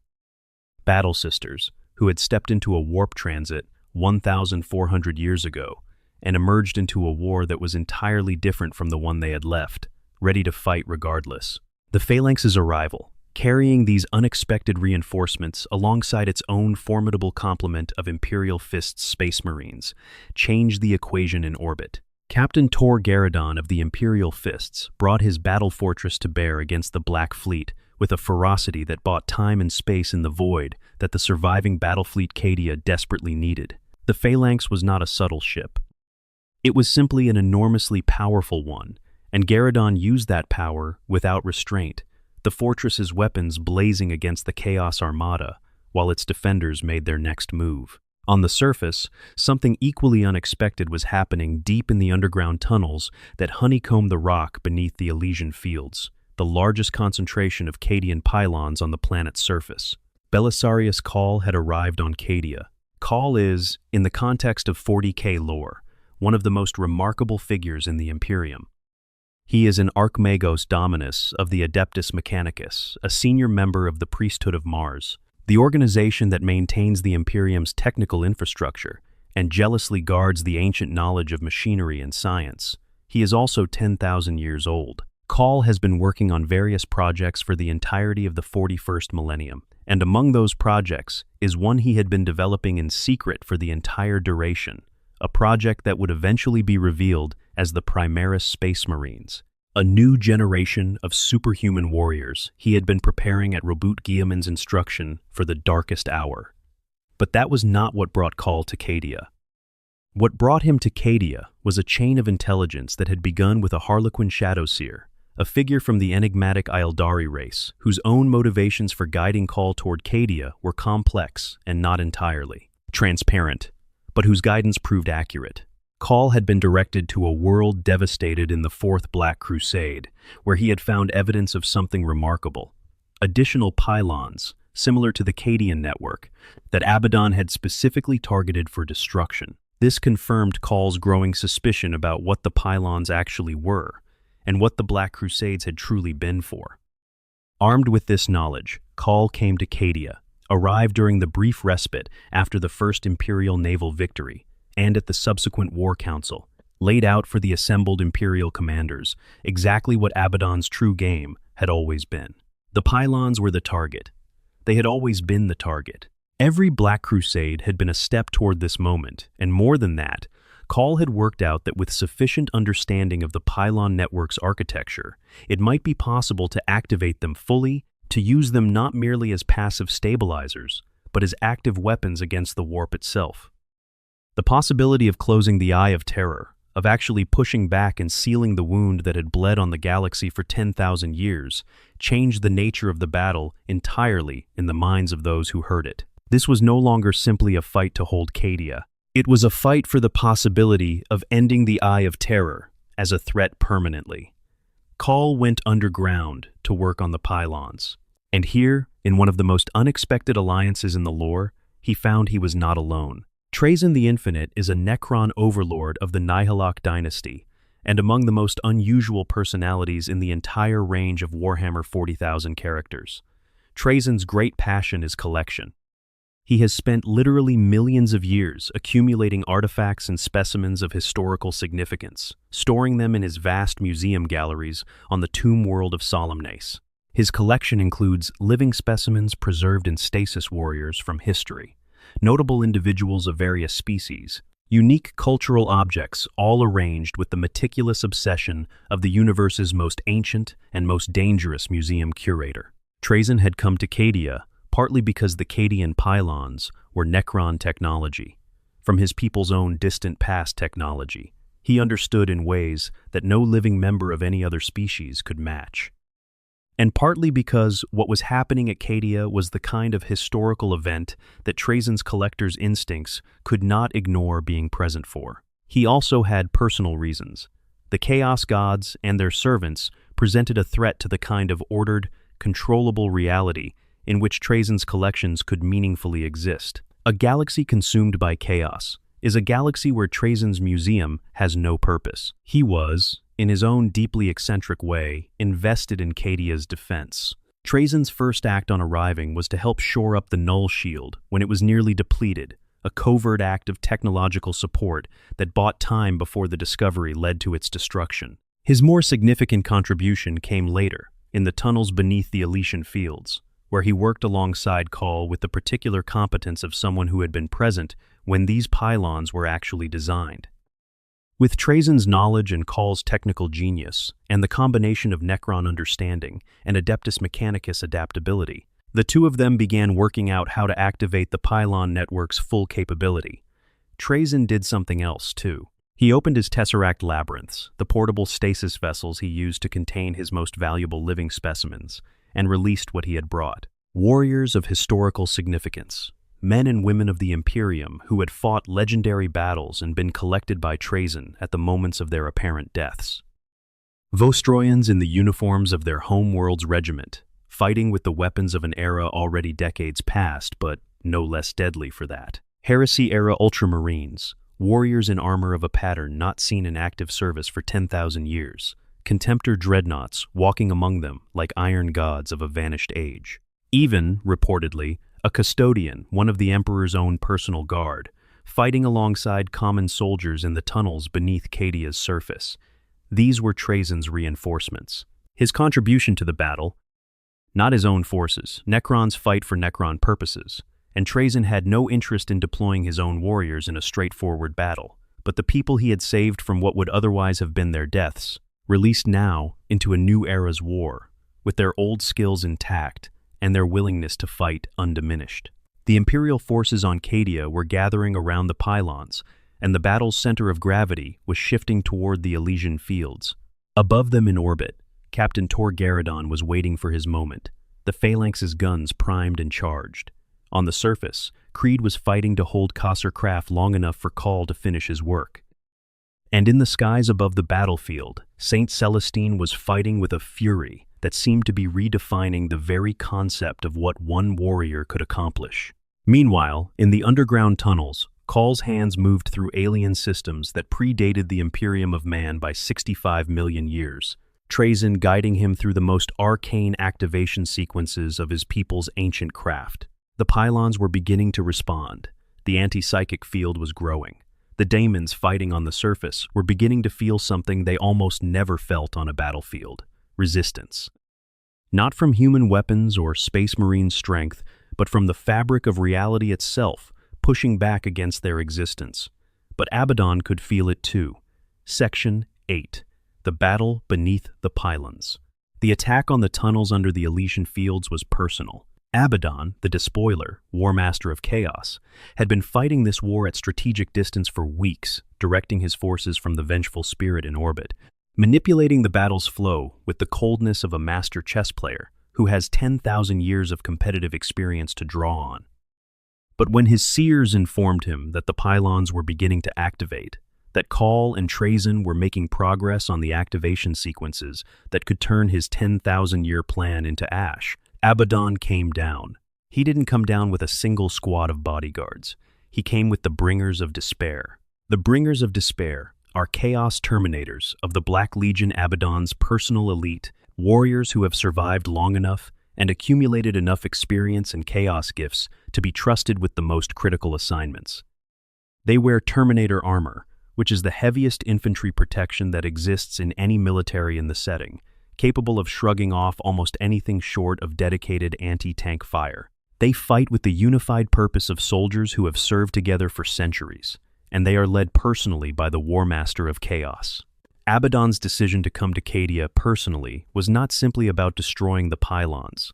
He could have sent capable subordinates, he had them. It was about Creed. Abaddon understood Creed. In the way that very good opponents eventually come to understand each other over the course of a long campaign, the War Master had developed a respect for the Lord Castellan that he would never have expressed openly, but that informed his tactical decisions. He knew that as long as Creed was alive and in command, the defense of Cadia would never truly collapse, only bend.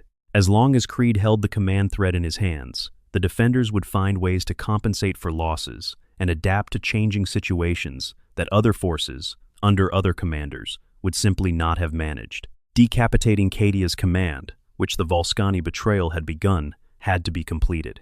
Creed had to die. So when Abaddon came down with the Bringers of Despair, he went straight for Creed's command position. They teleported directly into the heart of Creed's command center, not through the front door, not through a breach in the walls. Directly in, via teleportation, arriving in the middle of the room where Creed had been coordinating the defense. The Bringers of Despair tore through the command personnel with the terrifying efficiency of warriors built for exactly this kind of close-quarters assassination. The room dissolved into chaos. People died. Orders stopped flowing.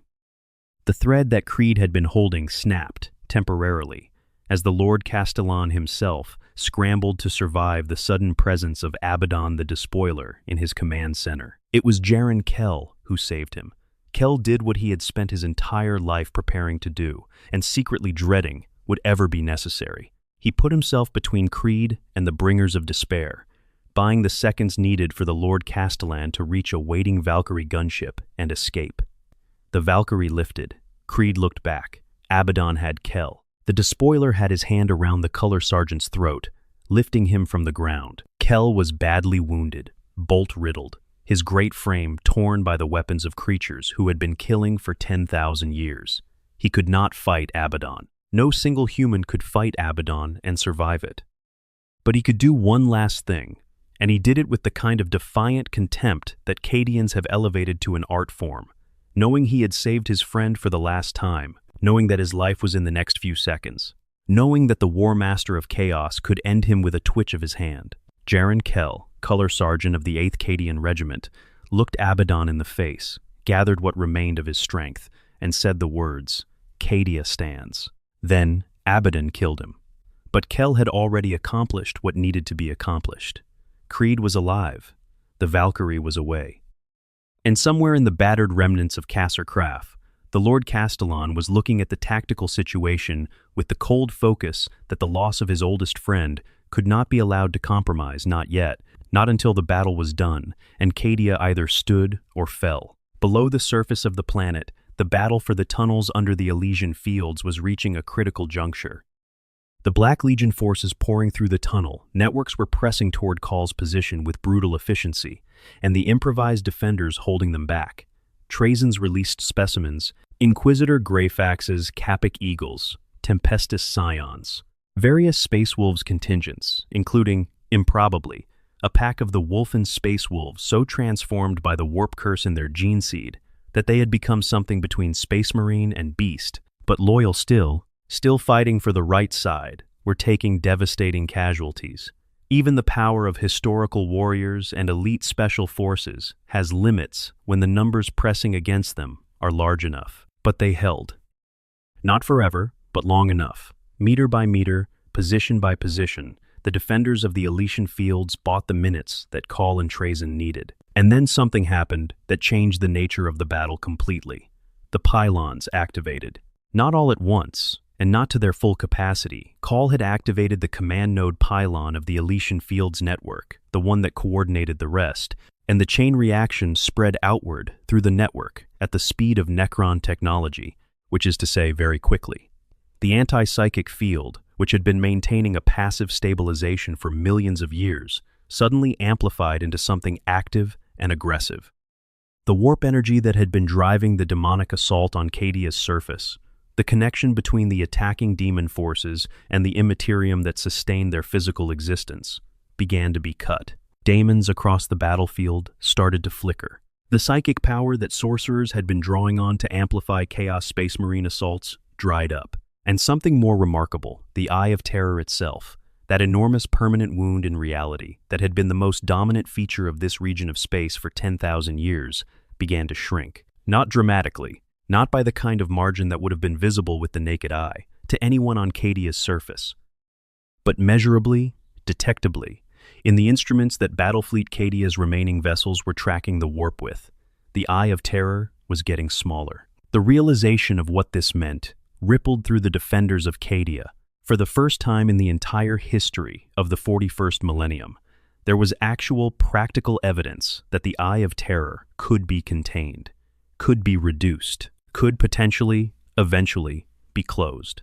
The thing that had been accepted as a permanent wound in reality, an immutable fact of the galaxy's geography, was responding to the pylon's activation. It could be pushed back. The effect on the battle was immediate. Daemons were disappearing, dragged back into a warp that the pylons were actively attacking. The enormous advantage that the Chaos forces had derived from their demonic allies, from the constant flow of warp energy that sustained their corruption and amplified their powers, was evaporating. The Chaos Space Marines, who did not depend on the warp for their physical existence the way daemons did, were unaffected, but their sorcerers were losing their power, and the daemons fighting alongside them were dying or disappearing without the psychic power to sustain their manifestation in real space. Celestine, whose own miraculous existence was powered by psychic energy, by the Emperor's will, by the warp, the source is theologically contested, found herself weakening. The Geminiae Superia, the two resurrected canonesses who served as her companions, weakened with her. The Legion of the Damned, those ghostly space marine figures of uncertain nature that had appeared during the battle, began to fade. Even the Wolfen, whose ferocity was tied to the warp taint in their gene seed, found themselves diminished. But the Black Legion's ordinary Chaos Space Marines were fine, and they pressed forward. Section 9. The moment of false victory and the killing blow. There is a certain kind of cruelty to what happened next that feels, in retrospect, almost deliberate on the part of whatever forces shaped the narrative of the 41st millennium. The Cadian defenders were, for one shining, impossible moment, winning. Not just holding on, not just surviving, but actually winning. The pylons were active, the Eye of Terror was retreating, the demons were dying, and the possibility of a genuine, lasting victory, not just a repulse of this Black Crusade, but an end to the threat that had haunted the Cadian Gate for 10,000 years, was, for the first time in all of that history, a real and visible thing. And Abaddon, standing in the ruins of Creed's command center, with Kel's blood still on his hands, felt it happen, felt the pylons wake, felt the warp recede, felt the eye shrink. His seers had warned him this was possible. He had planned for it. He had a contingency that he had carried at the back of his mind for decades, the nuclear option that he had always known he might need. And in the moment when the pylons activated and the eye began to retreat, he made the decision to use it without hesitation or regret. He picked up his communicator and gave the order. In orbit above Cadia, the debris of the Blackstone Fortress, Will of Eternity, hung in a degraded orbit, the massive remnants of the station that the Phalanx had disabled in the first naval victory. When Captain Tor Garadon and the Space Wolves boarding party that had sabotaged its shields had done their work, the Imperial Fist's fortress had poured its full firepower into the Will of Eternity and broken it. The station had ceased to function as a weapon. Its warp cannon was destroyed. Its crew was dead or fled to other Chaos vessels. It was, to outward appearance, a dead hulk, enormous chunks of noctilith black material in a slowly decaying orbit. A victory monument visible from Cadia's surface on clear nights. But noctilith is not ordinary material. And a Blackstone fortress, even a dead one, even one that has been shattered and destroyed, retains a mass and a kinetic energy that is simply a function of physics. Specifically, the physics of an object roughly the size of a moon in a parking orbit above a planet's surface. Abaddon ordered engines the functional remnants of the station's drive systems, hastily reactivated by chaos tech sorcery, and rigged to burn in a single sustained burst, activated on the largest fragments of the Will of Eternity. The mathematics were simple. Point the debris. Apply thrust. Let gravity do the rest. It took hours.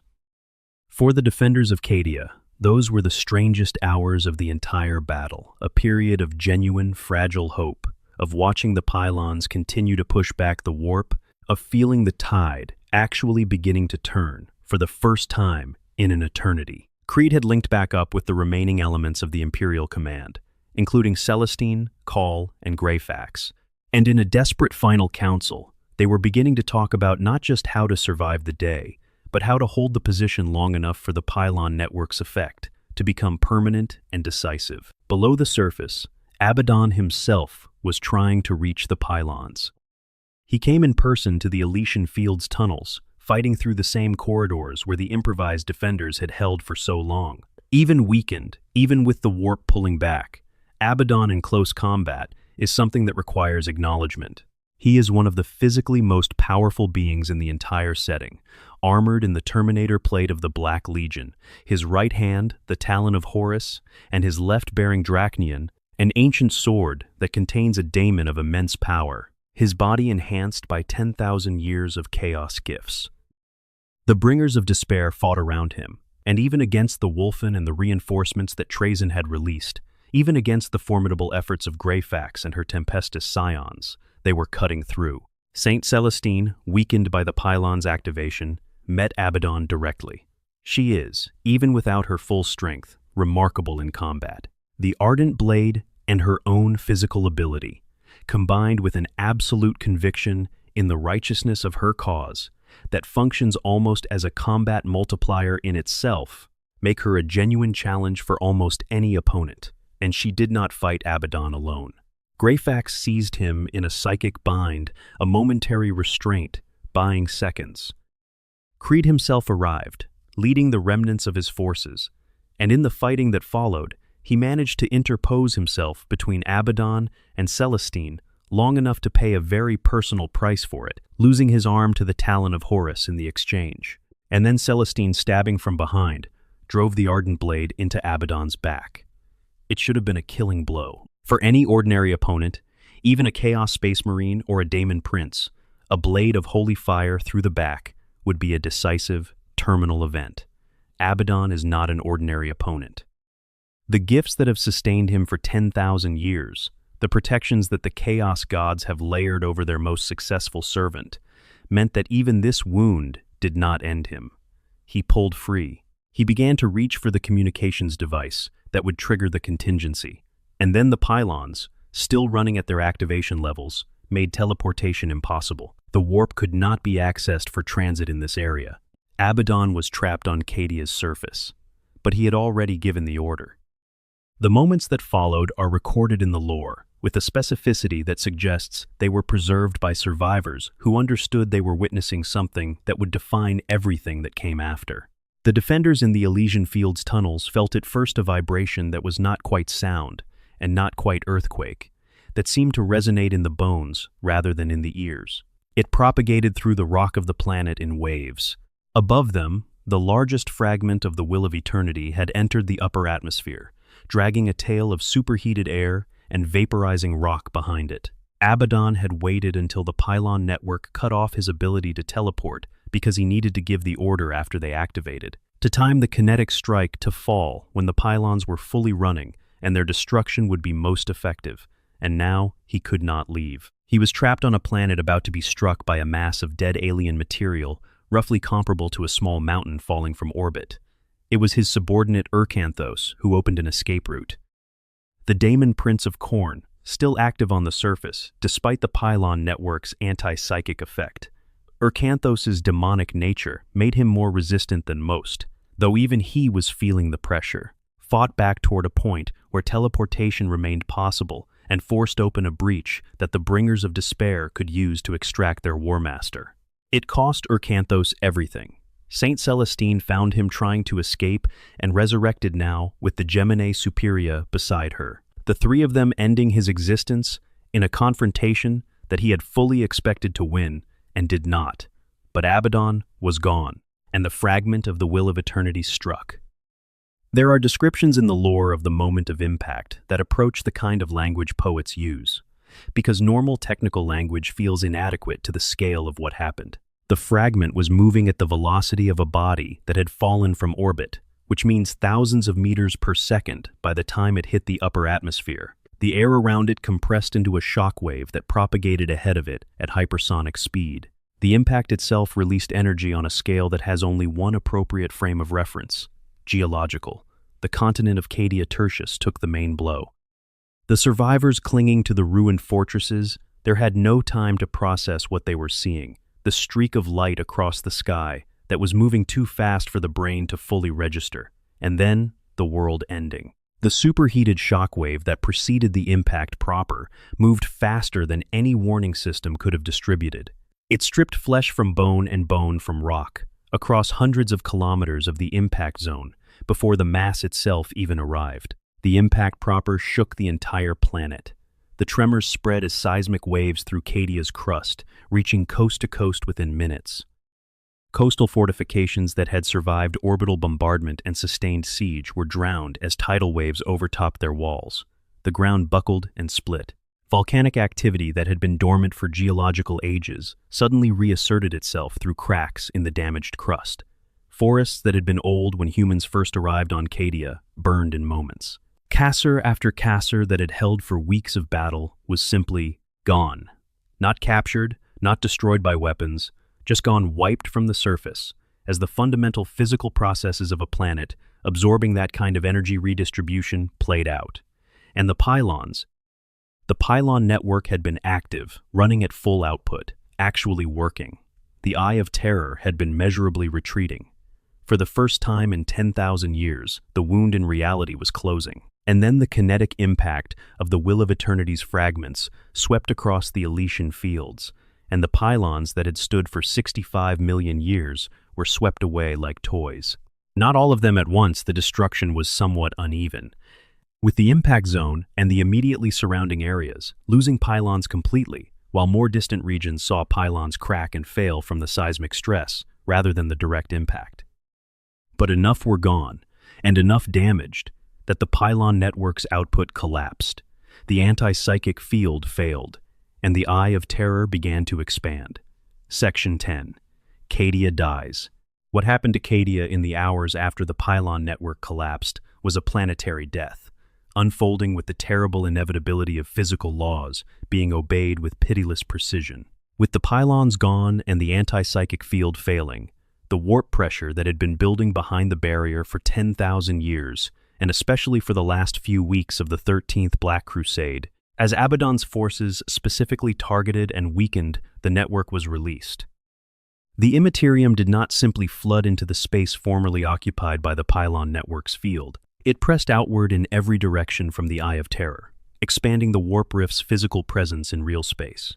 And Cadia, sitting at the very edge of the eye, was the first thing in the expanding warp's path. Simultaneously, the tectonic instability caused by the kinetic strike was progressing through Cadia's crust. The planet was coming apart. Not slowly, not in the geological sense of continental drift over millions of years, but in the accelerated, catastrophic sense of a structure that has absorbed more stress than it can distribute. Crustal plates that had been stable for billions of years, cracked along fracture lines, suddenly made visible by the seismic events of the impact. The mantle below, subjected to pressure changes from the sudden redistribution of crustal mass, began forcing material upward through those cracks. The planet was beginning to rip itself apart from the inside. Against this backdrop of planetary disintegration, the surviving Imperial forces on Cadia's surface faced the question that soldiers in hopeless situations always eventually face. What do you do when the position cannot be held? For most of the Imperial forces, the answer became clear very quickly. You evacuate.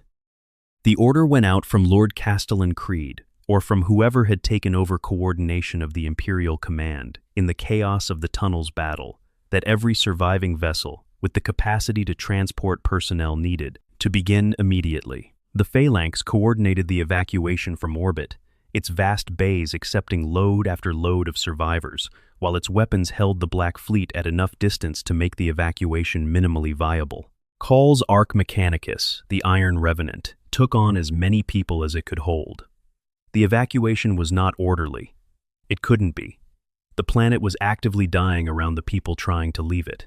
Ground that had been stable became impassable. Routes to the evacuation points that had been clear were suddenly blocked by cracks in the earth, or flooding from the tidal disruption, or simply by chaos forces that had reorganized quickly and were pressing any advantage the disaster created. People died who had survived the entire battle, killed in the act of trying to reach ships that were trying to save them. But people also lived who should have died, through heroism and luck, and the particular stubborn refusal to stop fighting that is the defining quality of the Cadian people. Soldiers carried their wounded to evacuation points they had no reasonable expectation of reaching.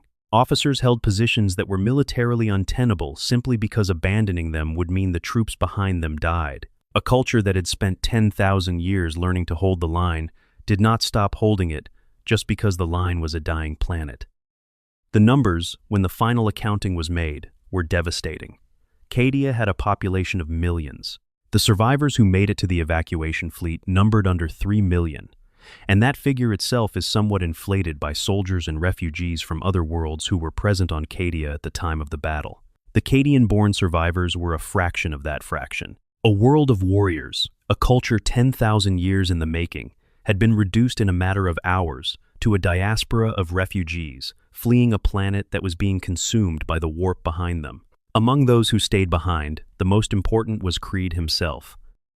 The Lord Castellan had lost an arm in the fighting with Abaddon. He was wounded in other ways that had not stopped him from functioning, but that, under any other circumstances, would have had him in a Medicae bay. He was not in a Medicae bay. He was on the surface of Cadia with his 8th Regiment, what remained of it holding the line against the Daemon hordes that were pouring back through now that the pylons had failed, buying time for the evacuation fleet to get clear. There is something in the lore that is simultaneously bleak and deeply moving about this. Creed knew what he was doing. He was not confused about the tactical situation or operating on false hope. He knew the planet was dying. He knew that the evacuation fleet was getting clear, and that every minute his forces held was another minute's worth of survivors making it off-world. He also knew that the Chaos forces pressing against his position were not going to be held indefinitely. He was buying time with the only currency he had left, which was lives, his soldiers' lives, and eventually his own. Then something happened that the accounts describe in terms that are difficult to square with any conventional expectation of how things work. Creed, fighting on the ruins of a dying planet against the tide of daemons flowing back through the collapsing pylons, found himself confronted by a figure in ancient, scaled armor, who was not Chaos, and not Imperial, and not anything immediately recognizable. A giant, calm in the midst of the carnage, who told him that his time need not end here. Trazyn the Infinite. The Necron Overlord, who had been watching the battle from his various vantage points throughout the campaign and making his calculations, had identified his prize, Ursarkar E. Creed making his last stand on Cadia as the planet died around him. It was, Trazyn had decided, the kind of specimen that deserved preservation. Not simply because Creed was historically important, though he obviously was, but because what Creed represented a man who chose to die on his world rather than retreat, who understood the price and paid it, was the kind of moment that Trazyn's particular obsession found genuinely beautiful. He did not ask for Creed's permission. The Necron Overlord's methods of collection are not, by any reasonable ethical framework, consensual. Creed was taken to Salamanders, to Trazyn's gallery, and placed in a stasis display, labeled with the kind of meticulous archival notation that Trazyn applies to all his pieces. The Last Stand of Ursarkar Creed. Whether this constitutes rescue or a different kind of death, depending on your definitions, is a question the lore deliberately leaves unresolved. Creed did not die on Cadia. He is, technically, alive, preserved in stasis, his consciousness suspended in the moment between heartbeats for as long as Trazyn's technology holds. Whether he is ever retrieved, whether Trazyn ever lets him go, whether Creed would even want to be revived into a galaxy that has moved so far beyond the world, he died defending these questions, unanswered, in a gallery on Salamanders. Meanwhile, Jiran Kell, who did die, cleanly and completely, with Abaddon's hands around his throat and defiance in his last breath, is remembered by every Cadian who survived the fall. His last words echoed through the evacuation fleet as it fought its way out of the Cadian system. Soldiers who had never met him, who knew him only as the color sergeant who always stood beside the Lord Castellan, shouted those words as their planet disappeared behind them, burning and breaking apart and being swallowed by the growing warp rift. Cadia stands. It was not a statement about the planet, which was obviously not standing. It was a statement about something that had never been just the planet. Cadia stands was a declaration about the people, about the 10,000 years of soldiers who had held the line, about the culture that had built a world entirely around the proposition that some things are worth dying for, about the refusal to stop fighting, even when the physical location of that fight is being dissolved by the warp around you. Kel's last words became the battle cry of a people who no longer had a home. Section 11. The Great Rift tears open. The evacuation fleet made it out of the Cadian system's immediate space by a combination of desperate navigation, the heroic self-sacrifice of the Iron Revenant calls Arch Mechanicus, which fought the vengeful spirit itself in a rearguard action that allowed the rest of the fleet to escape before the Ark was destroyed, and the sheer weight of Imperial Navy firepower that had been concentrated around the phalanx. They reached the ice moon of Clasus, in the outer reaches of the Cadian system, and there they found something unexpected. The Ynnari had been waiting. The Ynnari are a faction of the Aeldari, the ancient and tragic elder race of the galaxy, and their emergence at this particular moment was the result of the other enormous event occurring simultaneously with the fall of Cadia. The partial awakening of Yniad, the Aeldari god of the dead, was triggered by the catastrophic amount of death and psychic turmoil surrounding the battle. Yniad's awakening was ancient prophecy coming to fruition. The Aeldari had believed for thousands of years that if enough of their race's souls were gathered in death, Yniad could arise and destroy Slanesh, the chaos god who had devoured most of their species, and save what remained. The partial awakening produced the Ynnari, led by Yvraine, the daughter of Shades, and the Visarch. These Aeldari had access to the Webway, the ancient network of sub-dimensional tunnels that connects points in real space across the galaxy, bypassing the warp entirely. They were offering the survivors of Cadia a route out through a Webway gate on Clasus, a way to travel to the realm of Ultramar and safety without having to navigate through a warp that was rapidly becoming completely impassable. It was not a comfortable offer for the Imperial survivors to accept. The Aeldari are nominally a species with which the Imperium maintains a wary, unofficial non-aggression. They are not allies, and many in the Imperium would call them enemies. Accepting their help felt, to soldiers and inquisitors and senior commanders who had spent careers in the tradition of the Imperium's rigid species boundaries, deeply wrong. Inquisitor Greyfax, in particular, was deeply hostile to the arrangement, but they had no choice. The warp was already too unstable to navigate by conventional means. The Black Fleet was still hunting them. The Webway gate on Clasus was the only route available. They went through, and behind them, the Eye of Terror kept expanding. There is a way to understand what happened to the galaxy after the fall of Cadia that requires thinking about the Pylon network not as something that had been maintaining a specific local stability, but as a component of a galaxy-wide system of warp containment that the Necrons had built 65 million years ago. The Cadian pylons were not the only such network. They were the last major ones still functioning at full capacity. The Black Crusades over 10,000 years had damaged and destroyed the others. With Cadia's network gone, the last significant piece of that ancient containment system failed. The result was not just local expansion of the Eye of Terror. The result was a chain reaction that propagated across the entire galaxy. Every weakened point in the barrier between real space and the immaterium, every scar on reality left by 10,000 years of war and demonic incursion and forbidden sorcery, suddenly found the restraining pressure that had been holding it in check gone. Warp rifts that had been stable for centuries suddenly grew. Warp storms that had been isolated expanded, reaching out toward each other and merging. And through it all, the Eye of Terror, at the center of it all, poured outward, no longer contained, consuming the space around the Cadian Gate, and then expanding further, reaching across the galaxy in a great arc. The Eye of Terror merged with the Maelstrom, It reached across the galactic center. It spread to the eastern fringe, connecting with the Hadex anomaly, another ancient warp rift on the far side of the galaxy.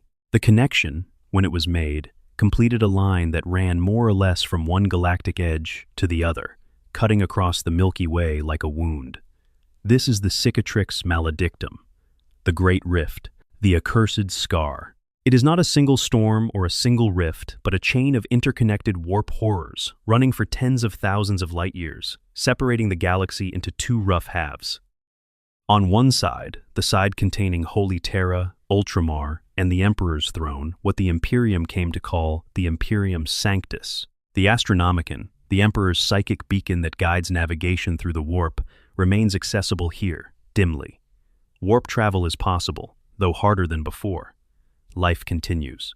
On the other side, the Dark Imperium, or Imperium Nihilus as it came to be called, the Astronomicon, cannot reach. The light of the Emperor's psychic projection, dimmed by 10,000 years of the Emperor's own dying state, simply does not penetrate the howling madness of the Great Rift to illuminate the void beyond it. Without the Astronomicon, reliable warp navigation is effectively impossible. Planets that were cut off from reinforcement during the initial chaos of the Great Rift's formation found themselves alone in a way that is difficult to fully articulate. Not isolated in the sense of being far from help, isolated in the sense that no help could reach them by any reliable means, that the night sky showed them the Great Rift blazing across it like a wound that would never heal, and there was nothing beyond that wound, except the memory of a Imperium that could no longer communicate with them. The initial period of the Great Rift's formation, the weeks and months immediately after Cadia's destruction, is called the Noctis Aeterna in Imperial records, the Night Eternal, because the Astronomicon dimmed, and then for a period went out entirely, plunging the entire Imperium both halves into navigational darkness. Ships crossing the warp in this period had no guiding light. Entire fleets simply vanished, their fates never determined. Supply chains that depended on reliable warp transit collapsed. Communication between the two halves of the Imperium, already severed by the Great Rift's physical presence, became impossible even for short-range astropathic messages, as the psychic turbulence made the warp near unusable. Worlds that had been under siege before the rift opened, counting on relief forces that were already en route, watched the night sky change and understood that the relief forces were not coming, not because no one wanted to send them, but because the Great Rift was now between the world and anywhere that relief forces might have come from. The consequences cascaded through every aspect of the Imperium's functioning. The Administratum, which depends on the flow of information between worlds to maintain its bureaucratic oversight of 250 million planets, effectively stopped functioning in large swaths of both halves of the Imperium. The High Lords of Terra, the governing council of the Imperium, lost contact with entire segmentums. The Inquisition lost track of operations that had been active for decades. Forge worlds that produced weapons and vehicles for the Astra Militarum went dark and couldn't confirm whether they were still producing or had been overrun. Chaos, by contrast, gained enormously. The Chaos Gods had wanted this outcome for 10,000 years, and now they had it. The Great Rift poured demonic energy and demonic hordes into the material universe with a freedom they had never had before. The Daemon Primarchs, those terrifying figures who had survived the Horus Heresy by retreating into the warp, and then returned as beings of immense psychic and physical power, found themselves with previously unimagined room to invived in the imagined room. Maneuver. Mortarion and the Death Guard moved against Ultramar. Magnus the Red and the Thousand Suns struck at the Space Wolves on Fenris. Khorne's hordes poured through the new breaches in reality, with a hunger that 10,000 years of war had only sharpened, not satisfied. The Great Rift was also accelerating the awakening of Necron tomb worlds, as the psychic disturbances triggered by the Rift's formation disturbed the stasis systems of ancient crypts across the galaxy. Tyrannid hive fleets, largely immune to warp disturbances, found the chaos created by the Rift advantageous for their own expansion. Orc warbands of unprecedented size were mobilizing, drawn by the smell of a galaxy-wide apocalypse that offered unlimited opportunities for the fighting they had always craved. Every faction, every species, every corner of the galaxy. The fall of Cadia had consequences for all of it. And yet, in the very darkest moment of the Noctis Aeterna, when the Astronomicon had gone out and navigators across the galaxy were flying blind, something happened that the galaxy had not seen in 10,000 years. Something that changed the story from one of pure catastrophe into something more complicated. The Primarch Robert Guillemon opened his eyes. Section 12. What Cadia means, the legacy of a fallen world. The Celestinian Crusade, the survivors of Cadia who had fled through the Webway Gate on Clasis, arrived in the realm of Ultramare, the ancient domain of the Ultramarine Space Marine chapter in the galactic south. And there, on the world of Macragge, they encountered what Belisarius Cawl had been building toward for 10,000 years. Cawl, who had spent a full 10,000 years secretly working on a project at Robert Guillemon's instruction, had prepared the tools and the knowledge needed to revive one of the Emperor's own sons. Guillemon had been lying in stasis for 10,000 years, mortally wounded by the traitor Primarch Fulgrim at the end of the Horus Heresy, sustained by Cawl's careful technology but not truly alive. What followed the process by which Yvraine of the Ynnari channeled the nascent power of the awakening Ynnid into the wound that had kept Guillemon between life and death for 100 centuries, while Cawl's machinery supported the biological processes, is one of those lore events that is simultaneously extraordinary and almost impossible to summarize fairly. The short version is that Robert Guillemon returned, Primarch, son of the Emperor. One of the demigod generals who had built the Imperium alongside their father, back from 10 millennia of near death, waking up into a galaxy that had changed beyond anything he could have imagined, with the Great Rift blazing across the sky, and the Imperium in the worst crisis of its existence. His first response to what he saw was, reportedly, grief, then fury, then the particular icy resolution of a military mind, confronting a problem of truly staggering complexity and choosing to begin solving it, rather than being overwhelmed by its scale. He proclaimed the Indomitus Crusade, an enormous mobilization of Imperial forces, including the new Primaris Space Marines that Cawl now revealed, a generation of enhanced warriors who had been prepared in secret for exactly this emergency to push out from the Imperium Sanctus and reconnect as many worlds as possible, to demonstrate that the Imperium was still fighting, still capable of reaching its citizens, still alive. This is the world that Cadia's fall created, the age of the Dark Imperium, the era Indomitus, a new, darker chapter in the history of the Imperium of Man, opened by the destruction of a single fortress world at the edge of the Eye of Terror. But there is something else to be said about what Cadia means, something that goes beyond the strategic and political consequences of the planet's destruction, something about the legacy of the people who lived and died there. The Cadians who survived the fall scattered across the Imperium as a diaspora, their home world gone, their culture suddenly without the physical ground it had been rooted in for 10,000 years. They continued to fight, because fighting was what they knew and fighting was what they had. The Cadian shock trooper regiments that were off-world when Cadia fell became some of the most ferociously effective units in the Indomitus Crusade, driven by a grief and a purpose that made them relentless in a way that even impressed Space Marines who fought alongside them. They carried their culture with them, the tactical training, the stoic practicality, the bone-deep understanding that war is the default condition of existence, and that surviving it, let alone winning it, requires preparation from the cradle. Creed's daughter, Ursula J. Creed, took up the title of Lord Castellan after her father's disappearance. She wears what appears to be her father's greatcoat, though the official record said the coat was lost with Creed on Cadia. She knows it wasn't. The coat appeared in her private chambers months after the fall, stained with dried blood and carrying the smell of Cadia's last battle. She doesn't talk about what it means. She doesn't have to. The people who served under her understand that the Creed name and everything it represents survived. The planet itself did not remain empty. Chaos doesn't abandon significant conquests. The remains of Cadia, now called Cadia Mortis in Imperial records, the Death Cadia, fell under the control of a Black Legion garrison whose mission was to mine the remnants of the world for Noctilith, for Blackstone, to continue the project of weakening warp barriers elsewhere in the galaxy. The world that had stood against chaos for 10,000 years was repurposed, in death, as a quarry for tools to tear reality apart further. There is a bleak logic to it that fits perfectly with the 40K universe's relentless pessimism. But even in this, there are signs that the story is not finished. The Adeptus Custodes, the Emperor's own personal guard, the most elite warriors in the Imperium, sent a small, secretive force to the ruins of Cadia in the era after the Great Rift. Their mission was classified even within the custodian organization itself. What they were looking for on the ruins of a dead world, or what they found there, remains unrevealed. The Iron Warriors, the traitor legion of the Daemon Primarch Perturabo, eventually drove out the Black Legion garrison and seized the remains of Cadia for themselves, as part of the ongoing internal wars of chaos that never fully stop even in victory.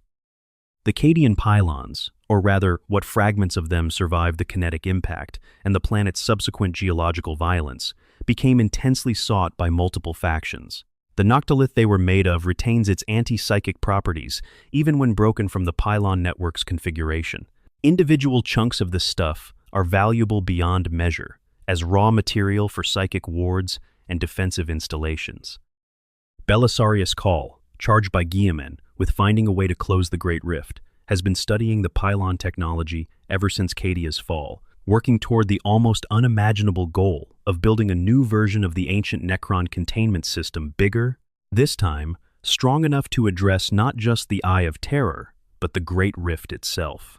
Whether that is achievable by any technology currently available to anyone in the galaxy is deeply uncertain. The Necrons built the original pylon network over the course of what must have been an enormous engineering project spanning geological time.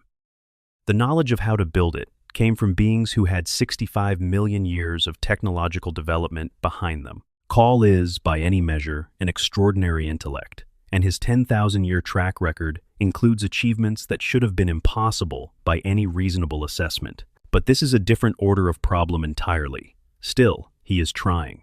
And in the 41st millennium, trying is often all there is. Now let me tell you about why the fall of Cadia resonates so deeply with people who engage with the Warhammer 40,000 universe. Because beyond all the tactical detail, and the political consequences, and the galaxy-reshaping scale of events, there is a human story at the center of this. A story about what it means to hold the line when you know the line is going to fall. Cadia's defenders, not just Creed and Kell and the named heroes, but the millions of unnamed Cadian shock troopers and battle sisters, and space marines, and ordinary soldiers from 100 other worlds, they knew what they were fighting for, and they fought for it anyway. They held Qasr after Qasr. They bled and died in those massive stone corridors. They carried their wounded and held their lines, and said their prayers to an emperor who may or may not have been able to hear them in any meaningful sense. And they did it not because they believed they could win, but because the alternative was not holding the line. Because that's what Cadia means, in the end. Not the planet, not even the military tradition, extraordinary as it was. What Cadia means is a refusal to accept that the darkness wins, a refusal to stop fighting even when the mathematics of the situation have moved beyond any reasonable hope of victory. The position can be lost. The planet can be destroyed, the galaxy can be cut in half, and still, in the ruins, with the warp consuming everything around them, the last Cadians load their lasguns and hold the line, because that is who they are and because someone has to. Cadia stands. Not the planet, not the fortress, not the Qasrs, the people, the culture, the absolute, unshakable conviction that some things are worth defending with your life, even when defending them cannot save them. That's the legacy. That's what survived when the world didn't. And in the broader context of the 41st millennium, the fall of Cadia is not the end of the story. It is the beginning of a new chapter, darker, harder, more desperate than anything that came before it. The Indomitus Crusade, pushing back against a galaxy that has gone further into the dark. Guilliman fighting to hold together an institution that was broken before he woke up and is more broken now. Worlds cut off from the light of the Astronomicon, trying to survive without help. The Great Rift blazing across the sky of every planet in the galaxy, a constant reminder of what was lost. But also, quietly, in the ruins and the diaspora and the scattered regiments of soldiers who used to call Cadia home, the possibility of more. The pylons proved that the Eye of Terror could be pushed back. Cawl is working on doing it again, larger, for the rift itself. The Imperium survived the Horus Heresy. It survived 12 Black Crusades. It survived the fall of Cadia. Not unscathed, never unscathed, but surviving, the way it always has.